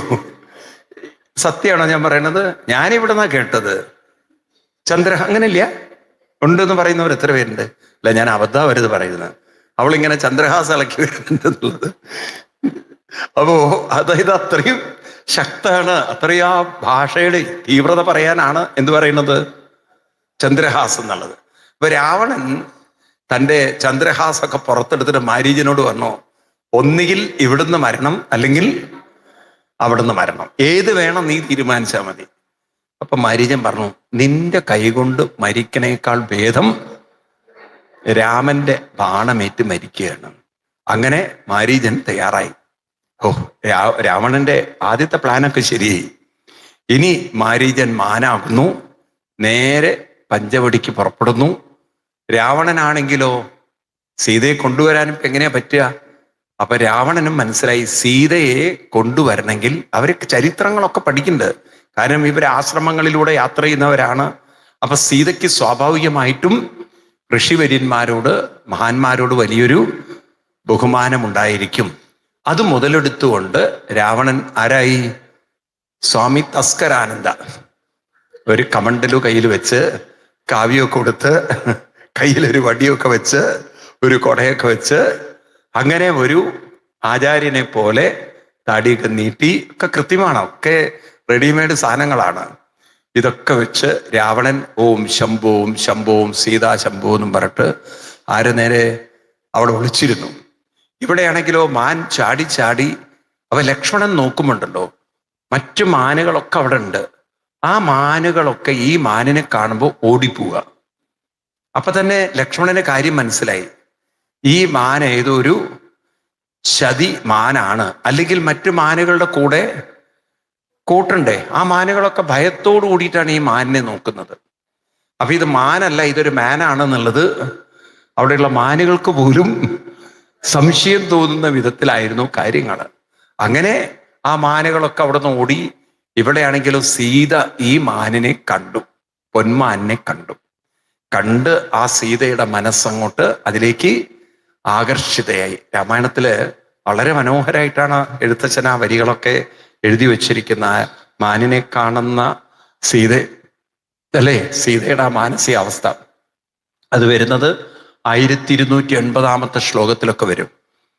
ഭർത്താവേ കണ്ടീലയോ കനകമയ മൃഗം എത്രയും ചിത്രം ചിത്രം രത്നഭൂഷിതമിതം പേടിയില്ലതിനേതും എത്രയോ അടുത്തു വന്നിടുന്നു ഒരുക്കമുണ്ടെന്നെത്രയോമെന്നു തോന്നും കളിപ്പാനതി സുഖമുണ്ടിതു നമുക്കിങ്ങു വിളിച്ചീടുക വരുമെന്നു തോന്നുന്നു നൂനം പിടിച്ചുകൊണ്ടിങ്ങു പോനീടുക വൈകിടാതെ മടിച്ചീടരുതേതും ഭർത്താവേ ജഗത്പതേ. അപ്പം പറഞ്ഞു കൊടുക്കുന്ന ഇതാണ്, എനിക്ക് അതിനെ കണ്ടിട്ട് തോന്നണം മെരുക്കമുണ്ട്, നല്ല ഇണക്കമുണ്ട്. അപ്പൊ അതങ്ങനെ ഒരു മെരുക്കവും ഇണക്കവും ഒക്കെ ഉള്ള രീതിയിലാണ് ആ മാൻ അവിടെ കിടന്ന് തുള്ളുന്നത്. എന്നാൽ എന്തുകൊണ്ട് മറ്റു മാനുകളുടെ കൂടെ ഇത് കൂടുന്നില്ല, അല്ലെങ്കിൽ മറ്റു മാനുകൾ എന്തുകൊണ്ട് ഇതിന്റെ കൂടെ കൂടുന്നില്ല എന്നൊന്നും ആര് ചിന്തിക്കില്ല. രാമനോ സീതയും ചിന്തിക്കുന്നില്ല, രാമൻ അതിലേക്ക് ശ്രദ്ധിക്കുന്നില്ല. പെട്ടെന്നാണ് രാമനോട് സീത പറയുന്നത്, ഈ മാനിനെ കണ്ടിട്ട് എനിക്ക് എന്തോ ഒരു കൗതുകവും ആകർഷണം തോന്നുന്നു. അപ്പൊ അതുകൊണ്ട് അങ്ങ് എന്ത് ചെയ്യണം, കളിപ്പാനതി സുഖമുണ്ടിതു നമുക്കിങ്ങു വിളിച്ചീടുക വരുമെന്ന് തോന്നുന്നു നൂനം പിടിച്ചുകൊണ്ടിങ്ങു പോനീടുക വൈകിടാതെ മടിച്ചീടരുതേതും ഭർത്താവേ ജഗത്പതേ. അവിടെ നിന്ന് എന്ത് ചെയ്യണം, എനിക്കിതിനെ പിടിച്ചു തരണം, എനിക്കിതിനെ വാത്സല്യത്തോടെ ഒന്ന് വളർത്താനാണ്. ഇന്ന് പട്ടിയെ വളർത്തണോ, അന്നും സീതയ്ക്ക് ഏത് വളർത്താൻ തോന്നി, മാനിനെ. ഇന്ന് പട്ടിയെ വളർത്തിയിട്ട് പുലിവാലി പിടിക്കണം ഓരോരുത്തര് ഇല്ലേ. അന്ന് സീതയ്ക്ക് മാനിനെ വളർത്താനാണ് ഒരു മോഹം തോന്നിയത്. എന്നിട്ട് തോന്നി ഈ മാനിനെ പിടിക്കാൻ ആര് പുറപ്പെട്ടു, രാമൻ. അത് പിടിച്ചാൽ പിടികിട്ടും എന്ന് വിചാരിക്കുമ്പോഴേക്കും മാൻ അപ്പോഴേക്കും തുള്ളി അങ്ങോട്ട് പുറത്തേക്ക് ചാടി. വീണ്ടും അതിനെ പിടിക്കാൻ വേണ്ടി ഏറെക്കുറെ അടുത്തെത്തുമ്പോഴേക്കും അത് ഒരു 5-6 പ്രാവശ്യം പോയപ്പോഴേക്കും രാമന്റെ ഉള്ളിൽ ചില സംശയങ്ങളൊക്കെ വന്നെങ്കിലും നാലും തിരിച്ച് വീട്ടിൽ ചെല്ലണ്ടേ. കാരണം സീത അല്ലെങ്കിൽ നിങ്ങളെ കൊണ്ടൊന്നും ഒരു സ്നേഹമില്ല, പറഞ്ഞ കാര്യം ചെയ്യില്ല, കാരണം പിരിപിരി എന്ന് പറഞ്ഞ പ്രാഗില്ലേ. അപ്പൊ അത് ഓർത്തിട്ട് രാമൻ എന്ത് ചെയ്തു, വീണ്ടും ആ മാനിന്റെ പിന്നാലെ പോയി. കുറച്ചു ദൂരം പോയപ്പോഴാണ് രാമന് പിടികിട്ടിയത്, ഇതിലെന്തോ ഒരു ചതി ഒളിഞ്ഞിരിപ്പുണ്ട്, അല്ലെങ്കിൽ എന്നെ ഇത്ര അകറ്റേണ്ട കാര്യമില്ല. പിന്നെ രാമൻ ഒട്ടും ആലോചിച്ചില്ല. രാമൻ അസ്ത്രമെടുക്കുന്നു, മാനിന് നേരെ അമ്പെയ്യുന്നു. അമ്പെയ്യുന്നതോടു കൂടിയിട്ട് അതിൽ നിന്നും മാരീചൻ എന്ന രാക്ഷസൻ പുറത്ത് വരുന്നു. ആ പുറത്തു വരുന്നതോടുകൂടി അമ്പേറ്റ ആ മാരീചന്റെ ഉള്ളിൽ നിന്നും വരുന്ന ശബ്ദം, എന്നാൽ രാമനെ കണ്ടാൽ തനിക്ക് ഗതി കിട്ടുന്നൊക്കെ വിചാരിച്ച പറഞ്ഞ പാർട്ടിയാണ്. പക്ഷെ വിളിച്ചത് ആരെയാണ്, രാമന്റെ പേരല്ല വിളിച്ചത്. ആരുടെ പേരാണ്? നിങ്ങൾ കേട്ടിട്ടില്ലേ എന്താ വിളിച്ചത്? ഹാ സീതേ ഹാ ലക്ഷ്മണ എന്നൊറ്റ അലർച്ച. ആരുടെ പേര് പറഞ്ഞില്ല, രാമ എന്നുള്ളൊരു വാക്ക് ഉപയോഗിച്ചില്ലേ. ഹാ സീതേ ഹാ ലക്ഷ്മണ എന്നൊറ്റ അലർച്ച. ഇത് ലക്ഷ്മണനും കേട്ടു, സീതയും കേട്ടു. അപ്പൊ ഇവിടെ ഒരു നമ്മളുണ്ടല്ലോ തെറ്റായൊരു ധാരണ പൊതുവെ ആളുകളൊക്കെ ചിന്തി, ഇവിടെ രാമായണത്തിൽ ഇല്ല എങ്കിലും ഞാൻ നിങ്ങളെ ഓർമ്മിപ്പിക്കുകയാണ്. ഈ രാക്ഷസന്മാരെയൊക്കെ കൊന്നു കഴിഞ്ഞാൽ അവർക്ക് മോക്ഷം കിട്ടും എന്നുള്ള ഒരു വാക്ക് നമ്മൾ പറയും. പൂതനയ്ക്ക് മോക്ഷം കൊടുത്തു, കംസന്, അല്ലേ, അങ്ങനെ പറയാറില്ലേ? അതൊരു സത്യം പറഞ്ഞാൽ അതൊരു നിങ്ങൾ യഥാർത്ഥമായിട്ട് എടുക്കരുത് കഥകള്. അങ്ങനെ ഒരാൾക്കും വേറൊരാൾക്കും മോക്ഷം കൊടുക്കാൻ സാധ്യമല്ല. കാരണം മോക്ഷം എന്ന് പറഞ്ഞാൽ എന്താണ്? നമ്മൾ രാവിലെ പറഞ്ഞു, അത് മോക്ഷം എന്ന് പറഞ്ഞാൽ എന്താണ്? മോചനമാണ്. ഏതിൽ നിന്ന്? നിങ്ങൾ ആ വാക്കുകളൊക്കെ മറക്കണോ? ശ്രദ്ധയെ ചിന്തയിൽ നിന്ന് മോചിപ്പിക്കുക. എന്താണ്? നമ്മുടെ ശ്രദ്ധയെ ചിന്തയിൽ നിന്ന് മോചിപ്പിക്കുക. എന്നിട്ട് ശ്രദ്ധ എങ്ങോട്ട് തിരിക്കുക? ശ്രദ്ധയെ ചിന്തയിൽ നിന്ന് മോചിപ്പിക്കണേ. ശ്രദ്ധ എവിടെ വെക്കണം? കൂടെ വെച്ചില്ല നിങ്ങൾ. എവിടെ വെക്കണം? നാമത്തിൽ ഉറപ്പിക്കണം. എവിടെ ഉറപ്പിക്കണം? അങ്ങനെ നാമത്തിൽ ശ്രദ്ധ ഉറയ്ക്കുന്നതിൻ്റെ പേരാണ് മോക്ഷം. ഏതിൽ നിന്ന് മുക്തരായി? മനസ്സിനെ അലട്ടുന്ന ചിന്തകളിൽ നിന്ന് മുക്തമായി. ഇപ്രകാരം ഈ മോക്ഷം നേടേണ്ട ഉത്തരവാദിത്വം നമുക്കാണ്. അത് വേറൊരാൾക്ക് നേടിത്തരാൻ ഒരിക്കലും സാധ്യമല്ല. അതൊരു ആലങ്കാരിക ഭാഷയാണ്. അല്ലാതെ എങ്ങനെ മോക്ഷം കൊടുത്തു എന്നൊന്നും നിങ്ങൾ തെറ്റിദ്ധരിക്കരുത്. രാവണന് രാമൻ മോക്ഷം കൊടുത്തു, അല്ലെങ്കിൽ എന്താണ്, പൂതനയ്ക്ക് കൃഷ്ണൻ മോക്ഷം കൊടുത്തു, ശകടാസുരന് മോക്ഷം കൊടുത്തു, ഹംസന് മോക്ഷം കൊടുത്തു. ഇതൊക്കെ പറയുമ്പോഴും അങ്ങനെ ഒരാൾക്കും വേറൊരാൾക്കും മോക്ഷം കൊടുക്കാൻ സാധ്യമല്ല. അവനവന് മോക്ഷം നേടാൻ, അവനവന് മോക്ഷം കൈവരിക്കാൻ അവനവൻ തന്നെ പ്രവർത്തിക്കണം. ഉദ്ധരേത് ആത്മന ആത്മാനം. അവനവനെ ഉയർത്താൻ അവനവന് മാത്രമേ സാധിക്കുള്ളൂ. ഈ ബോധം നമ്മുടെ ഹിന്ദുക്കളിൽ ഉണ്ടാവണം. ഇത് നിങ്ങൾ മനസ്സിലാക്കിയിരുന്ന നിങ്ങൾ അമ്പലത്തിൽ പോയി പ്രാർത്ഥിക്കില്ലേ? കാരണം നിങ്ങൾക്ക് മനസ്സിലാവും, അമ്പലം എന്ന് പറയുന്നത് പ്രാർത്ഥിക്കാനുള്ള കേന്ദ്രമല്ല, അനുഷ്ഠിക്കാനുള്ള കേന്ദ്രം. ഈ വാക്കുകളൊക്കെ പറഞ്ഞ് പഠിക്കണം നിങ്ങൾ. അമ്പലം ഒരു പ്രാർത്ഥിക്കാനുള്ള കേന്ദ്രമല്ല, നാമം അനുഷ്ഠിക്കാനുള്ളൊരു കേന്ദ്രമാണ്. അങ്ങനെ നമ്മളതൊക്കെ പ്രയോജനപ്പെടുത്തുമായിരുന്നു. നാമത്തിലേക്ക് ശ്രദ്ധ വരുമ്പോഴോ മറ്റു ചിന്തകളിൽ നിന്ന് ശ്രദ്ധയെ നമുക്ക് മാറ്റിയെടുക്കുമ്പോൾ മോക്ഷമായി, മുക്തിയായി. മനസ്സിലായില്ലേ? ഇപ്പൊ പെട്ടെന്ന് കിട്ടുന്ന ഒന്നല്ല മോക്ഷം. നിരന്തരമായ പരിശീലനത്തിലൂടെ മനസ്സിനെ നമ്മൾ ഉയർത്തി പരിവർത്തനം വരുത്തിയെടുക്കുന്നതാണ് മോക്ഷം. അതൊരു സുപ്രഭാതം കൊണ്ട് കിട്ടുകയില്ല. അതിന് നിരന്തരമായ പ്രയത്നം വേണം. അത് ശീലിച്ച് പിന്നീട് നിങ്ങളത് അതിൻ്റെ ഒരു സ്വഭാവമായി, സംസ്കാരമായി, പിന്നീട് നിങ്ങളുടെ ഉള്ളിൽ അതൊരു നിഷ്ഠയായി രൂപപ്പെടും. അത് ആ പ്രയത്നത്തിൻ്റെ, പരിശീലനത്തിൻ്റെ തീവ്രതയ്ക്കനുസരിച്ചുണ്ടാവുന്ന പരിവർത്തനമാണ്. അതൊരു നിരന്തര പ്രയാണമാണ്. അതുകൊണ്ടാണ് എപ്പോഴും മനസ്സിലാക്കേണ്ടത്, സാധന എന്ന് പറയുന്നത് ഒരു പ്രയാണമാണ്, നിരന്തരമായ പ്രയത്നമാണ്. തസ്മാ സർവേഷു കാലേഷു മാം അനുസ്മരയുദ്ധ്യച മയ്യർപ്പിത മനോബുദ്ധി യോ മത് ഭക്ത സമേ പ്രിയ എന്ന ഗീതയിൽ ഭഗവാൻ 8-ാം അധ്യായത്തിൽ 7-ാം ശ്ലോകത്തിൽ പറയും. തസ്മാ സർവേഷു കാലേഷു മാം അനുസ്മര. നിരന്തരമായ ഒരു യാത്രയാണ്, പ്രയാണമാണ്, പരിശീലനമാണത്. ഇപ്രകാരം ആര് പരിശീലിക്കുന്നു, അവരുടെ ശ്രദ്ധ ആര് പരിവർത്തനം വരുത്തുന്നു, അവർക്ക് മോക്ഷമുണ്ട്. അപ്പൊ നിരന്തര പരിശ്രമം ചെയ്യുന്നവർക്കേ മോക്ഷം കയ്യിൽ നേടാൻ പറ്റുള്ളൂ. അല്ലാതെ നിങ്ങൾ ഒരിക്കൽ കുറച്ചു നേരം ഇരുന്ന് നാമം ജപിച്ചു പിന്നെ ഒരാഴ്ച അങ്ങനെ കിട്ടുന്നതല്ല. അത് നിൽക്കട്ടെ. അപ്പൊ വീണ്ടും നമുക്ക് ഇവിടേക്ക് വരാം. അങ്ങനെ രാവണനെ തെറ്റിദ്ധരിപ്പിച്ച ശൂർപ്പണഖ, രാവണൻ അങ്ങനെ കാത്തിരിക്കുന്നു. മാരീചനാണെങ്കിൽ രാമനെ അകറ്റുന്നു. മാരീചൻ മാനല്ല എന്ന് തിരിച്ചറിയുന്നു. രാമൻ അസ്ത്രമെടുത്ത് മാരീചനെ വധിക്കുന്നു. രാമ എന്ന് വിളിക്കുന്നതിന് പകരം ഹാ സീതേ, ഹാ ലക്ഷ്മണ എന്ന് അലറിക്കൊണ്ട് മാരീചൻ പെടഞ്ഞു വീണ് മരിക്കുന്നു. ഇത് കേൾക്കുമ്പോൾ തന്നെ രാമന് മനസ്സിലായി, ഇവൻ എന്തോ മുൻകൂട്ടി കണ്ടുകൊണ്ടാണ് ഇങ്ങനെ അലറിയത്. അവൻ അലറുന്ന സമയത്ത് വേറൊരു കാര്യം കൂടി ഉണ്ടായിരുന്നാണ്. ഇവൻ രാമശബ്ദത്തിലാണ് കരഞ്ഞത്. ഏത് ശബ്ദത്തിൽ? അവനെ ഒരു നല്ല മിമിക്രി ആർട്ടിസ്റ്റ് കൂടിയായിരുന്നു. ആര്?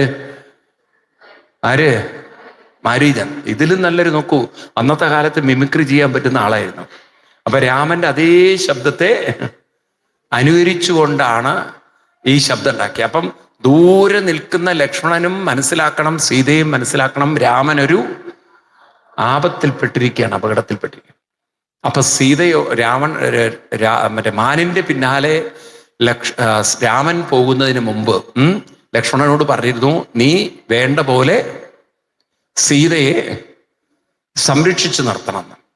നോക്കൂ, ഇതൊക്കെ എന്താ പറയുക, ചില കാലത്ത് വിനാശകാലേ വിപരീത ബുദ്ധി പറയില്ല. ചില സമയത്ത് കാലം നമ്മളെ കൊണ്ട് അപകടത്തിലേക്ക് എത്തിക്കുന്നത് നമ്മൾ കാണില്ലേ.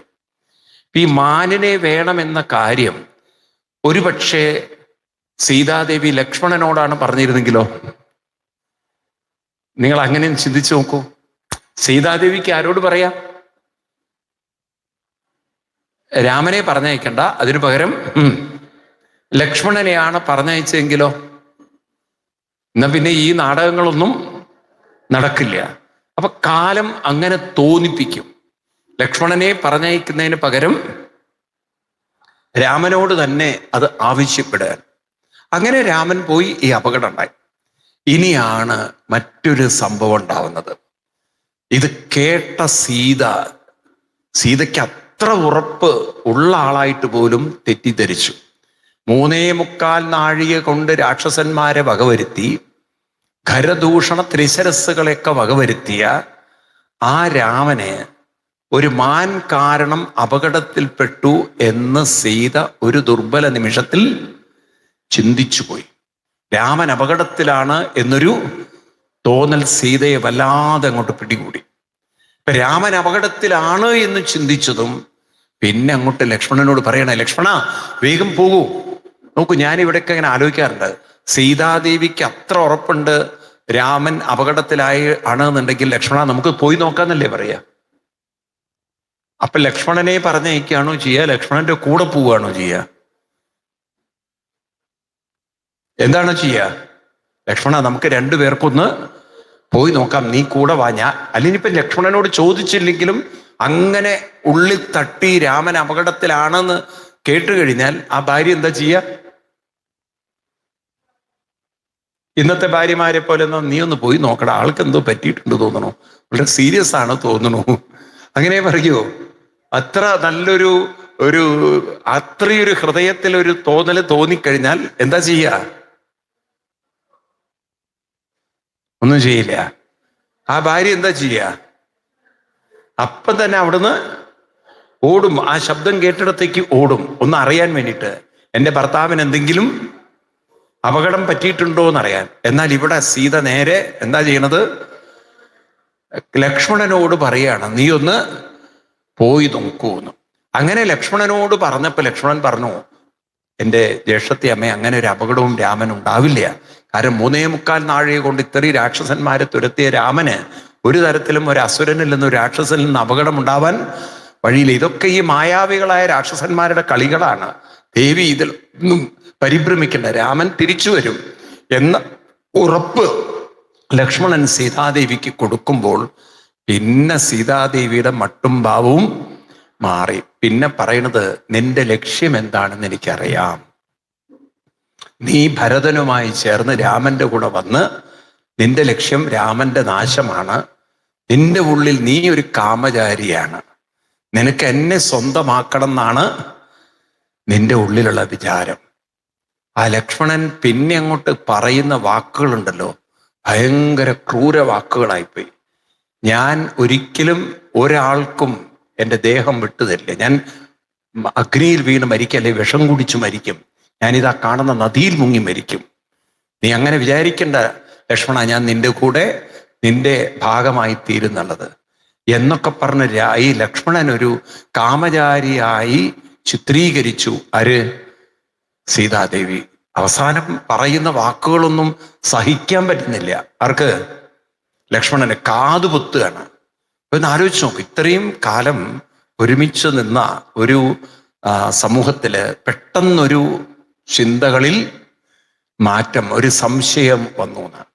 ഇതൊക്കെ എന്തിനാണ് രാമായണം അവതരിപ്പിക്കുന്നത് ചോദിച്ചു കഴിഞ്ഞാൽ, ഇതൊക്കെ നമുക്കുള്ള സന്ദേശങ്ങളാണ്. ഞാൻ ഇന്നലെയും പറഞ്ഞു നിങ്ങളോട്, മറ്റു മനസ്സ് നമ്മുടെ കൂടെയുണ്ടെന്ന് ഒരിക്കലും സ്വപ്നത്തിൽ പോലും കരുതരുത്. സ്നേഹം എന്ന വാക്ക് നമ്മൾ തെറ്റിദ്ധരിക്കപ്പെട്ട വാക്കാണ്. നമ്മുടെ വിചാരം മറ്റുള്ളവരെ നമ്മൾ സ്നേഹിക്കണോ, നമ്മൾ മറ്റുള്ളവരെ സ്നേഹിക്കണോ, നിങ്ങൾക്ക് നഷ്ടമാണത്. കാരണം ആരുടെ മനസ്സും ആരുടെ കൂടെയും ഒരു കാലത്തും ഉണ്ടാവാൻ പോകുന്നില്ല.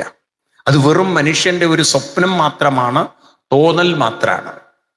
അപ്പൊ അവനവന്റെ മനസ്സിന്റെ കൂടെ അവനവന്റെ മനസ്സ് മാത്രമേ ഉണ്ടാവുള്ളൂ എന്നൊരു സത്യം. നോക്കൂ, ഇപ്പൊ ലക്ഷ്മണൻ എന്താ കരുതിയത്? സീത കൂടെ, സീതാദേവിയുടെ മനസ്സ് ഒരു ജ്യേഷ്ഠത്തി അമ്മ എന്നുള്ള നിലയ്ക്ക് അമ്മയുടെ കരുതലോടെ തൻ്റെ കൂടെ ഉണ്ടാവുന്നതാണ്. ഇപ്പൊ അമ്മയുടെ കരുതലും ഇല്ല, ജ്യേഷ്ഠത്തി അമ്മയല്ല. ഇപ്പൊ സീത പൊട്ടിത്തെറിച്ചുകൊണ്ട് പറയുന്നത്, നിന്റെ ഉദ്ദേശശുദ്ധി തന്നെ ശരിയല്ല, നിന്റെ മനസ്സ് മുഴുവൻ കാമമാണ്, നിന്റെ മനസ്സിൽ മുഴുവൻ വികൃതമാണ്, നിന്റെ ചിന്ത വേറെയാണ്, നീ വേറെ ഉദ്ദേശത്തോടു കൂടിയിട്ടാണ് എൻ്റെ കൂടെ നിൽക്കുന്നത്. ഇത്രയും ഒരു ചിത്രം സീതയുടെ മനസ്സിൽ ലക്ഷ്മണനെ കുറിച്ച് പറയണമെങ്കിൽ, ആ ഒരു നിമിഷം പറയണമെങ്കിൽ, അപ്പൊ അതും തന്നെ മനസ്സിലാക്കിക്കൂടെ? ലക്ഷ്മണൻ മനസ്സിലാക്കിയ സീതയും സീത മനസ്സിലാക്കിയ ലക്ഷ്മണനും രണ്ടും രണ്ടാണ്. മനസ്സിലാവുണ്ട് നിങ്ങൾക്ക്? ഒരാളുടെ മനസ്സും നമ്മുടെ കൂടെ ഉണ്ടാവില്ല. ഇന്ന് വരെ അനുകൂലമായവർ ഒരു നിമിഷം കൊണ്ട് പ്രതികൂലമാവാം. ഇന്ന് വരെ അനുകൂലമായവർ, ഇതാണ് നമ്മൾ പലരും പഠിക്കാത്തത്. എന്ന് വെച്ചിട്ട് എല്ലാവരെയും സംശയിക്കണമെന്നല്ല, എന്ന് വെച്ചിട്ട് എല്ലാവരെയും അകറ്റി നിർത്തണമെന്നല്ല. പക്ഷെ ഒരു ബോധം നമ്മുടെ ഉള്ളിലുണ്ടാവണം. ഞാൻ ഒരു മനസ്സിനെയും ഇത്തിൽ കണ്ണി പോലെ ഒട്ടിപ്പിടിച്ചിരിക്കരുത്. കാരണം ഒരു മനസ്സും എൻ്റെ കൂടെ എപ്പോഴും ഉണ്ടാവില്ല. അപ്പൊ ഞാൻ എന്ത് ചെയ്യണം? എൻ്റെ ധർമ്മം അനുഷ്ഠിക്കണം. എന്താണ് എൻ്റെ ധർമ്മം? ബ്രഹ്മത്തിലേക്ക് എത്താനുള്ള നിരന്തരമായ എൻ്റെ അനുഷ്ഠാനമാണ്. അപ്പൊ അങ്ങനെ നമ്മൾ സ്നേഹം എന്ന വാക്കിന് അർത്ഥം കണ്ടെത്തണം. സ്നേഹിക്കുക എന്ന് പറഞ്ഞാൽ എന്താണ്? സ്വയം ഉയരുകയും നമ്മളാലാവുന്ന വിധത്തിൽ മറ്റുള്ളവർക്ക് ഉയരാനുള്ള പ്രേരണയും പ്രചോദനവും നൽകുന്നതിൻ്റെ പേരാണ് സ്നേഹം എന്നുള്ളത്. അല്ലാതെ മറ്റൊരാൾ എപ്പോഴും എൻ്റെ കൂടെ ഉണ്ടാവും, മറ്റൊരാൾ എന്നെ സ്നേഹിക്കും, മറ്റൊരാൾ എൻ്റെ കാര്യം നോക്കും, മറ്റുള്ളൊരാൾ കരുതലുണ്ടാക്കും, മറ്റൊരാൾ എപ്പോഴും താങ്ങും തണലും, ഇതൊക്കെ അന്ധമായ നിങ്ങളുടെ തോന്നലുകളാണ്. ഈ സമയത്ത് നിങ്ങളൊന്ന് ആലോചിച്ച് നോക്കൂ, ആ ഒരു മാരീചന്റെ ഒരു രംഗം നമുക്ക് കാണിച്ചു തരുന്നത് ഇതാണ്. മനസ്സിലായില്ലേ? ഞാൻ ഒന്നുകൂടി ആവർത്തിക്കുകയാണ്. ലക്ഷ്മണൻ 10-12 വർഷമായി സീതാദേവി എന്ന് പറയുന്ന ഒരു ജ്യേഷ്ഠത്തി അമ്മ, അല്ലെങ്കിൽ ഒരു മാതൃസ്ഥാനത്തിരിക്കുന്ന ഒരു അമ്മ. കാരണം ലക്ഷ്മണനെ പഠിപ്പിച്ചിരിക്കുന്ന അതാണ്, മാം വിദ്യം ജനകാത്മജാം, നീ ജനകയെ കാണേണ്ടത് അമ്മയ്ക്ക് തുല്യമാണ്, എന്നെ കാണുന്ന പോലെ കാണണമെന്നും സുമിത്ര പറഞ്ഞു വെച്ചിട്ടുണ്ട്. അപ്പൊ ആ രീതിയിലൊക്കെ കണ്ട ഒരു സുമിത്രാദേവി ഒരു നിമിഷം ലക്ഷ്മണനെ കാണുന്നത് വെറും ഒരു താഴ്ന്ന ഒരു മനുഷ്യനായിട്ട്, പ്രാകൃത വികാരമുള്ള ഒരു മനുഷ്യരായിട്ട്, അല്ലേ? അത്രയേ കണ്ടിട്ടുള്ളൂ. അതായത് തൻ്റെ മഹത്വം ഒരിക്കലും ദേവി കാണുന്നില്ല, മനസ്സിലാക്കുന്നില്ല എന്ന്. അപ്പൊ ലക്ഷ്മണൻ കാണുന്ന സീതയും സീത കാണുന്ന ലക്ഷ്മണനും, ഉറക്കെ പറയൂ, രണ്ടും രണ്ടാണ്. മനസ്സിലാവുണ്ടോ? അപ്പൊ ഇതൊക്കെ ഞാൻ വിചാരിക്കുന്ന പോലെയാണ് മറ്റൊരാൾ എന്നുള്ളത് വെറും സ്വപ്നം മാത്രമല്ലേ ഉള്ളൂ? ആണോ അല്ലയോ? ഇത് നമ്മൾ പഠിച്ചിരിക്കണം. നാളെ നമ്മുടെ മനസ്സിന്റെ കൂടെ ആര് മാത്രമേ ഉണ്ടാവുള്ളൂ? നമ്മൾ മാത്രമേ ഉണ്ടാവുള്ളൂ. ആ ബോധം ഉണ്ടാവണം. അപ്പൊ സ്നേഹം എന്നുള്ള വാക്കിന്റെ അർത്ഥം എന്താണ് സ്നേഹിക്കുക എന്ന് പറഞ്ഞാൽ അർത്ഥം? മറ്റൊരാളെ സ്നേഹിക്കുക എന്ന് പറഞ്ഞാൽ കേവലം മറ്റുള്ളവർക്ക് വേണ്ടുന്ന സൗകര്യങ്ങൾ ചെയ്തു കൊടുക്കലും മാത്രമല്ല, സ്വയം ഉയരുകയും മറ്റൊരാൾക്ക് ഉയരാനുള്ള പ്രേരണയും പ്രചോദനവും നൽകുന്നതിൻ്റെ പേരാണ് എന്ത്? സ്നേഹം എന്നുള്ളത്. അപ്രകാരം ഒരു സ്നേഹ സംസ്കാരം നമുക്കുണ്ടെങ്കിൽ മാത്രമേ ആര് കൈവിട്ടാലും നമ്മൾ മാനസികമായി തളരാതിരിക്കണം. ഈ അനുഷ്ഠാനങ്ങളുടെ ശക്തിയായിരിക്കാം ഒരു നിമിഷം ലക്ഷ്മണൻ പൊട്ടിത്തെറിക്കാതെ, പൊട്ടിത്തകരാതെ, പ്രതികരിക്കാതെ അവിടെ നിന്ന് രാമാന്വേഷണത്തിന് വേണ്ടി പോകുന്നത്. പിന്നെ നമ്മളൊരു കഥ കേട്ടിരിക്കുന്നത്, അപ്പോഴേക്കും ലക്ഷ്മണൻ ചോക്കൊക്കെ എടുത്ത് സീതയ്ക്ക് ചുറ്റും ഉറുമ്പരിക്കാതിരിക്കാൻ വരച്ചു എന്നുള്ളതാണ്. അന്നത്തെ കാലത്ത് ഏതുണ്ടായിരുന്നില്ല?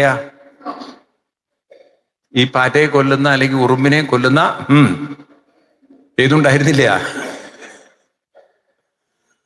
ഞാൻ എന്താ പറയുക? ലക്ഷ്മണരേഖ. ആ സാധനത്തിന് ലക്ഷ്മണരേഖ എന്നല്ല പറയാ. ആലോചിച്ചു നോക്കൂ, എന്താ ഒരു ക്രൂരതയാണ് ആ സാധനം. പാറ്റയെ കൊല്ലുന്ന സാധനത്തിൽ ലക്ഷ്മണരേഖ എന്ന് പേരിട്ട്. ലക്ഷ്മണനാണെങ്കിൽ സത്യത്തിൽ അങ്ങനെ ഒരു വരയൊന്നും വരച്ചതായിട്ട് വാത്മീകി രാമായണത്തിൽ ഇല്ല. എഴുത്തച്ഛന്റെ രാമായണത്തിലും അങ്ങനെ ഒരു വര വരച്ചു എന്ന് എവിടെ എഴുതിയിട്ടില്ല. നിങ്ങൾ നോക്കൂ, അങ്ങനെ കാണാൻ പറ്റില്ല. അതൊക്കെ പിന്നീട് വന്ന കഥകളാണ്. ഇതൊക്കെ എനിക്ക് തോന്നുന്നു കൂടുതലും ഇത്തരം കഥകൾ കമ്പരാമായണത്തിൽ നിന്നാണ് കയറി വന്നിട്ടുള്ളത്. അതുപോലെ രാമചരിത മാനസ, അത്തരം പുസ്തകത്തിൽ നിന്നാണ് കയറിയത്. ഏതായാലും ലക്ഷ്മണൻ അവിടെ നിന്ന് കാതൊക്കെ പൊത്തി അവിടെ നിന്ന് പോരുകയാണ്. സീതാദേവിയെ ശൂർപ്പണഖയിൽ നിന്ന് രക്ഷിച്ച ആ ലക്ഷ്മണൻ, ശൂർപ്പണഖയിൽ നിന്ന് രക്ഷിച്ച ലക്ഷ്മണൻ, അതിന് ശൂർപ്പണഖയുടെ കാതും മൂക്കും ചെത്തണ്ടി വന്നു. ആർക്ക്? അങ്ങനെ ചെത്തണം എന്ന് വിചാരിച്ചല്ല, വാളുകൊണ്ടൊരു വെട്ടിയപ്പം മൂക്കിന്റെ ഒരു ഭാഗവും കാതിന്റെ ഒരു ഭാഗവും കട്ടായി പോന്നു. അങ്ങനെയാണ് ശൂർപ്പണഖയെ വിട്ടത്. ഇന്ന് സീതാദേവി ആയുധമില്ലാതെ ആ ലക്ഷ്മണന്റെ കാതിനെ വേദനിപ്പിച്ചു. മനസ്സിലായില്ലേ? ഒരു ആയുധവുമില്ല. ഏത് ആയുധം കൊണ്ട്? വാക്കുകളുടെ ആയുധം കൊണ്ട്. ഒരു നിമിഷം ലക്ഷ്മണൻ സ്തംഭിച്ചുപോയി, എന്താണ് പറയേണ്ടതെന്ന്. പിന്നെ അവിടുന്ന് വനദേവതകളോടും മറ്റും പ്രാർത്ഥിക്കുകയാണ്, ഈ സീതാദേവിയെ രക്ഷിച്ചു കൊള്ളണേ എന്ന് പറഞ്ഞ് രാമന്റെ അടുത്തേക്ക് പോകുന്നു. അങ്ങനെ രാമന്റെ അടുത്തേക്ക് പോകുമ്പോഴാണ് മറ്റൊരു സംഭവം അവിടെ ഉണ്ടാവുന്നത്. അതെന്താണ്? അപ്പോഴാണ് നമ്മുടെ സ്വാമികൾ ഇറങ്ങി വരുന്നത്. ആരാണ്? സ്വാമി തസ്കരാനന്ദ. രാവണൻ ഇറങ്ങി വരികയാണ്. കാവി വസ്ത്രമൊക്കെ എടുത്ത്, കമണ്ടലുണ്ട്, വടിയുണ്ട്, വിശറിയുണ്ട്, പിന്നെ കൊടയുണ്ട് ഒക്കെ ആയിട്ട് രാവണൻ ഓം ശാന്തി ശാന്തി ശാന്തി എന്നും പറഞ്ഞ് വരികയാണ്. അപ്പം സീതാദേവിക്ക് രാവണനെ കണ്ടിട്ട് ഒട്ടും ഒരു സംശയം തോന്നിയില്ല. കാരണം ആ സ്ഥലങ്ങളിലൊക്കെ ഇതുപോലുള്ള ധാരാളം മുനിമാരും മഹർഷിവര്യന്മാരും ഉള്ള സ്ഥലമായതുകൊണ്ട് അങ്ങനെ സീതാദേവിക്ക് തോന്നി അതിലുള്ള ഏതെങ്കിലും ഒരു സന്യാസി വര്യനായിരിക്കും വന്നിട്ടുണ്ടാവുക എന്നുള്ള ഒരു തോന്നലിലാണ് ആ സീതാദേവി അദ്ദേഹത്തിനോട് പറഞ്ഞു, എന്ത് സ്വാഗതം സ്വാഗതം എന്ന്, കയറി വരൂ കയറി വരൂ. എന്നിട്ട് അവിടെ ഇരുത്തി എന്നാണ്. അല്ലാതെ ഈ വര കണ്ടിട്ട് ആ വര മായ്ക്കുന്നൊന്നുമില്ല. ശരിക്കും സീതാദേവി പർണശാലയിലേക്ക് വിളിച്ച് അവിടെ ഇരുത്തിയിട്ട് അപ്പോഴേക്കും ഈ വന്ന മഹാൻ ചോദിച്ചു, ഓ ഭഗവതിയെ കണ്ടിട്ട് എന്താണ് ഇവിടെ തനിച്ച്, ഭഗവതി ആരാണ് എന്താണെന്നൊക്കെ ചോദിച്ചപ്പം സീതാദേവി കഥകൾ മുഴുവൻ പറയാൻ തുടങ്ങിയില്ലേ. അയോധ്യയിൽ പണ്ട് ചക്രവർത്തി ഇക്ഷ്വാകു ഉണ്ടായിരുന്നു. ഇക്ഷ്വാകുവിന്റെ പുത്രനായിട്ട് ഇന്ന ആള്, അയാളുടെ പുത്രനായിട്ട് ദശരഥൻ, അയാൾക്ക് കുട്ടികളുണ്ടായിരുന്നില്ല. പിന്നെ പായസമൊക്കെ കഴിച്ചു, ഭാര്യമാര് ഗർഭിണികളായി. പിന്നെ അതില് കൗസല്യയുടെ മൂത്തപുത്രനായ രാമൻ വില്ലു പൊട്ടിച്ച് എന്നെ കെട്ടി. ഈ കഥകളൊക്കെ പറഞ്ഞ് ഇവിടെ എത്തി. എന്നിട്ട് ചോദിച്ചു അവിടെ നിന്ന് ആരാണെന്ന്. പറഞ്ഞു ഇനിയിപ്പൊ ഞാൻ ആരാണെന്ന്. അപ്പൊ രാവണൻ ഇതൊക്കെ സീതാദേവി പറയുമ്പോണ്ടല്ലോ ആ സൗന്ദര്യത്തിലേക്ക് നമ്മുടെ ശൂർപ്പണഖ പറഞ്ഞിട്ടുണ്ട് എങ്ങനെയൊക്കെയുള്ള ശരീരമാണെന്നുള്ളത്. ഇതൊക്കെയാണ് ആര് നോക്കുന്നത്? ഈ പെണ്ണ് കാണാൻ പോകുന്ന ആൾക്കാർ നോക്കുന്ന, അവൾക്ക് മൂക്കുണ്ടോ കണ്ണുണ്ടോ ചെവിയുണ്ടോ കാതുണ്ടോ നോക്കുന്ന പോലെ ഇവിടെ ഇതിങ്ങനെ നോക്കിക്കൊണ്ടിരിക്കുകയാണ്. അപ്പൊ ഇതൊക്കെ കണ്ടപ്പോ സീതാദേവിക്ക് എന്നിട്ടും മനസ്സിലാവില്ല ഇവൻ വന്നിരിക്കുന്നത് തന്നെ അപഹരിക്കാനാണ് എന്നുള്ള ബോധം ആർക്കില്ല? സീതയ്ക്കില്ല. അപ്പോഴാണ് ഇവൻ പറയുന്നത്, ഞാൻ സത്യത്തിൽ സന്യാസി എന്നല്ല, ഞാൻ എന്ന് പറയുന്നത് ത്രിലോക ചക്രവർത്തിയായ ലങ്കാധിപനായ രാവണനാണ്. ഞാൻ ഭഗവതിയെക്കുറിച്ച് ധാരാളം കേട്ടിട്ടുണ്ട്. ഓ ഭഗവതിയുടെ സൗന്ദര്യം അത് ഉപമിക്കാൻ പറ്റാത്ത ഒന്ന് തന്നെയാണ്. എനിക്ക് നേരിൽ കണ്ടപ്പോഴാണ് മനസ്സിലായത്. ഞാൻ ഭഗവതിക്ക് ഉറപ്പു തരികയാണ്, ഈ കാട്ടിൽ അലയുന്ന മനുഷ്യന്റെ കൂടെ നടന്നിട്ട് എന്ത് കിട്ടാനാണ് ദേവി? ഞാൻ ദേവിക്ക് എൻ്റെ പത്നിമാരിൽ പട്ടമഹിഷി സ്ഥാനം തരും. പട്ടമഹിഷി പറഞ്ഞാൽ പട്ടയടിക്കുന്ന മഹർഷി എന്നല്ല. പട്ടമഹിഷി പറഞ്ഞാൽ പത്നിമാരിൽ ഏറ്റവും പ്രധാനിയായ ഭാര്യാസ്ഥാനം ആർക്കു തരും? സീതയ്ക്ക് തരും. അതുകൊണ്ട് ദേവി എൻ്റെ കൂടെ എൻ്റെ പത്നിയായി വരണം. ഇത് അപേക്ഷിക്കാനാണ് ഞാൻ ദേവിയെ കാണാൻ വന്നത്. ഇത് രാവണനാണ്, അല്ലെങ്കിൽ രാക്ഷസനാണ്, ഇവൻ എന്നെ അപഹരിക്കാൻ വന്നതാണ്. അതിനു വേണ്ടിയിട്ടാണ് ഇവൻ വേഷം മാറിയിരിക്കുന്നതെന്ന് കേട്ടതും പിന്നെ അവിടെ നിന്ന് സീതാദേവി പറയുന്ന വാക്കുകളുണ്ട്. നീ എന്താണ് കരുതിയത് രാമനെക്കുറിച്ച്? രാമൻ ആരാന്നാ കരുതിയത്? നീ രാമനെക്കുറിച്ച് മനസ്സിലാക്കിയില്ലേ? അപ്പം സിംഹത്തിന്റെ വായിൽ നിന്ന് പല്ല് പറിക്കാൻ വന്നവനോ? സിംഹത്തിന്റെ മുന്നിലുള്ള കുറുനരിയാണ് നീ, ഓരിയിടുന്ന കുറുനരി. ആ സിംഹത്തിനോടാണോ നീ കളിക്കുന്നത്?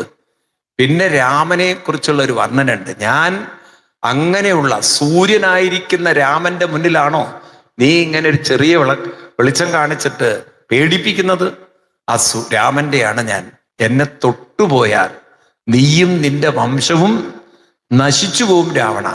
നീ മരണത്തെയാണ്, കാലന്നൂർക്ക് പോവാൻ കാത്തിരിക്കുകയാണ്. മരണത്തെയാണ് നീ ക്ഷണിക്കുന്നത്. രാമന്റെ മഹത്വം നിനക്കറിയില്ല. നിന്റെ രാക്ഷസ വംശം മുഴുവൻ രാമൻ 3.25 നാഴിക കൊണ്ട് തീർത്തിരിക്കുന്നത് നീ അറിയുന്നില്ല.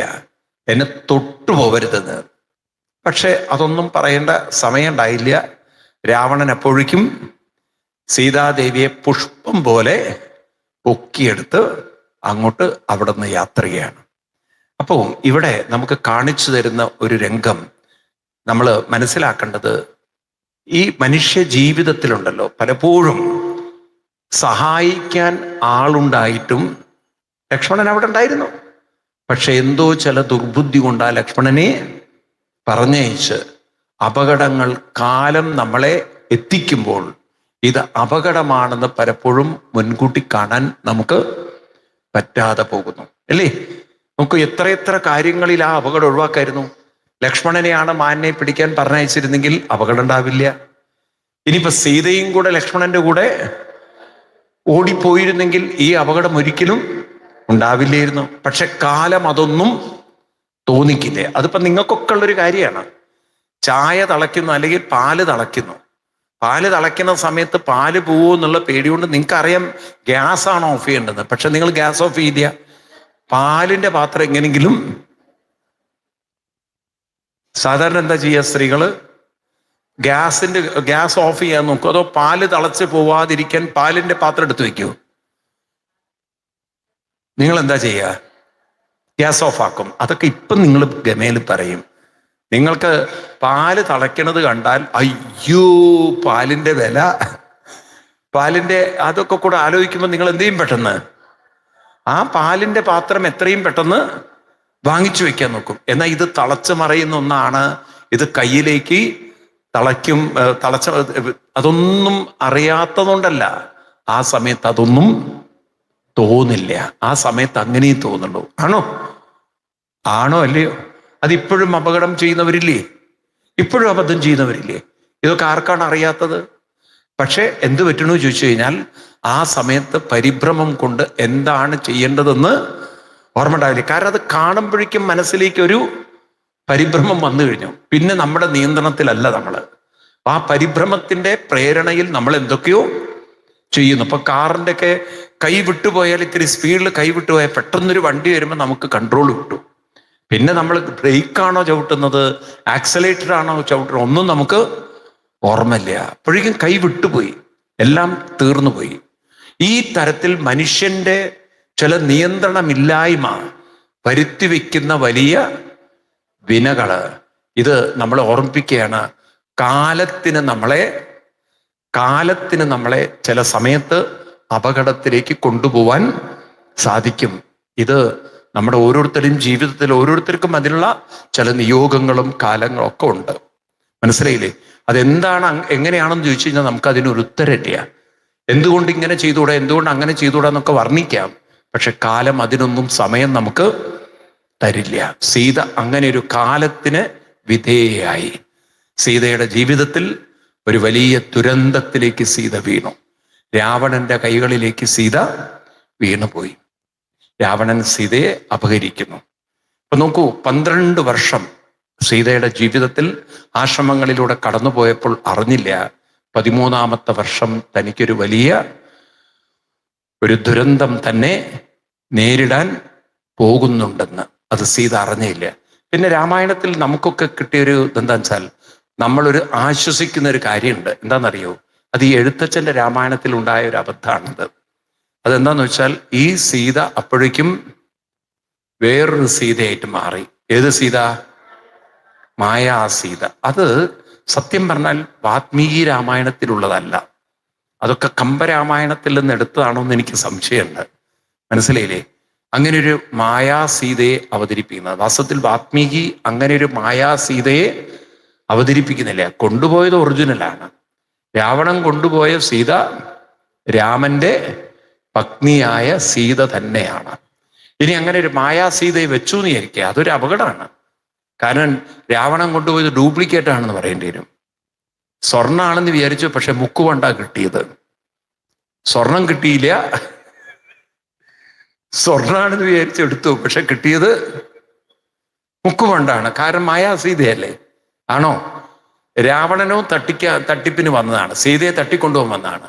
അപ്പൊ രാവണനെ പോലും തട്ടിപ്പ് നടത്തി ആര്? മനസ്സിലായില്ല? രാവണൻ സീതയെ അപഹരിക്കാൻ വന്നു, ഒറിജിനൽ സീതയെ, പക്ഷെ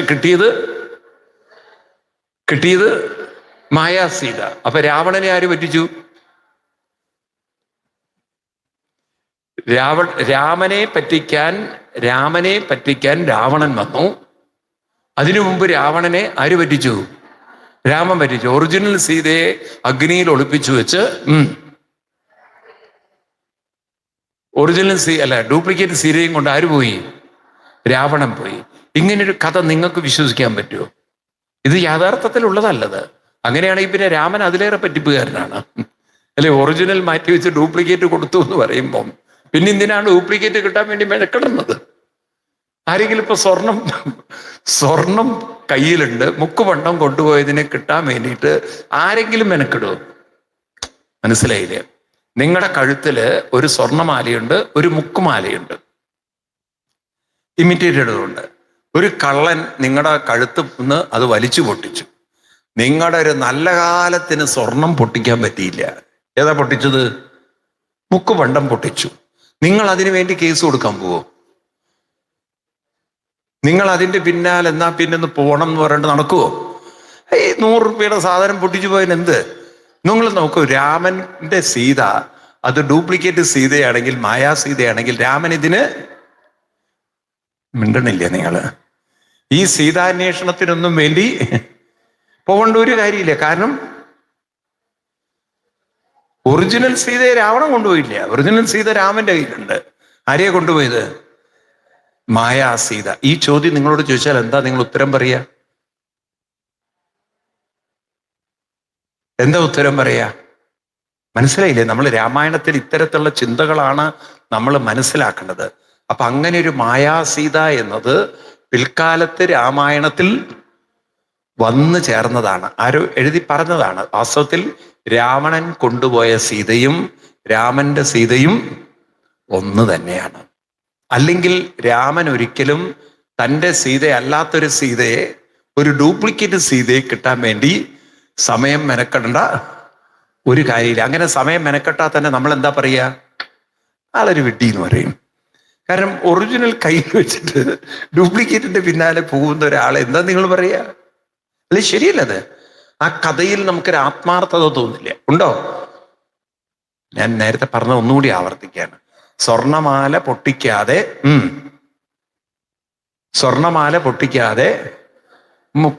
പണ്ടം പൊട്ടിച്ചിട്ട് നമ്മൾ അതിൻ്റെ പിന്നാലെ പോവോ? ഇതുപോലെയാണ് രാമനും തൻ്റെ ഭാര്യ അല്ലാത്ത ഒരു മായാ ഭാര്യയെ അന്വേഷിച്ചു പിടിക്കാൻ മെനക്കെടില്ല. ആര്? എന്നിട്ട് അതിൻ്റെ ചാരിത്രം ശുദ്ധീകരിക്കാൻ നോക്കേ. ഇതെന്ത് കഥയാണത്? അപ്പൊ അതുകൊണ്ട് വാത്മീകി രാമായണത്തിൽ ഇത്തരം പ്രയോഗങ്ങളില്ല. രാവണൻ അപഹരിച്ച സീതയും രാമന്റെ സീതയും എല്ലാം ഒന്ന് തന്നെയാണ്. അതുകൊണ്ടാണ് അത്ര ആത്മാർത്ഥമായി ആരന്വേഷിച്ചത്?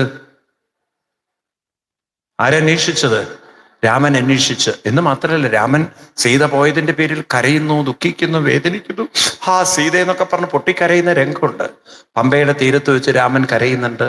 അതുപോലെ തന്നെ ഋഷ്യമുഖാചലത്തിൽ വെച്ച് കരയുന്നുണ്ട്. മനസ്സിലായില്ലേ?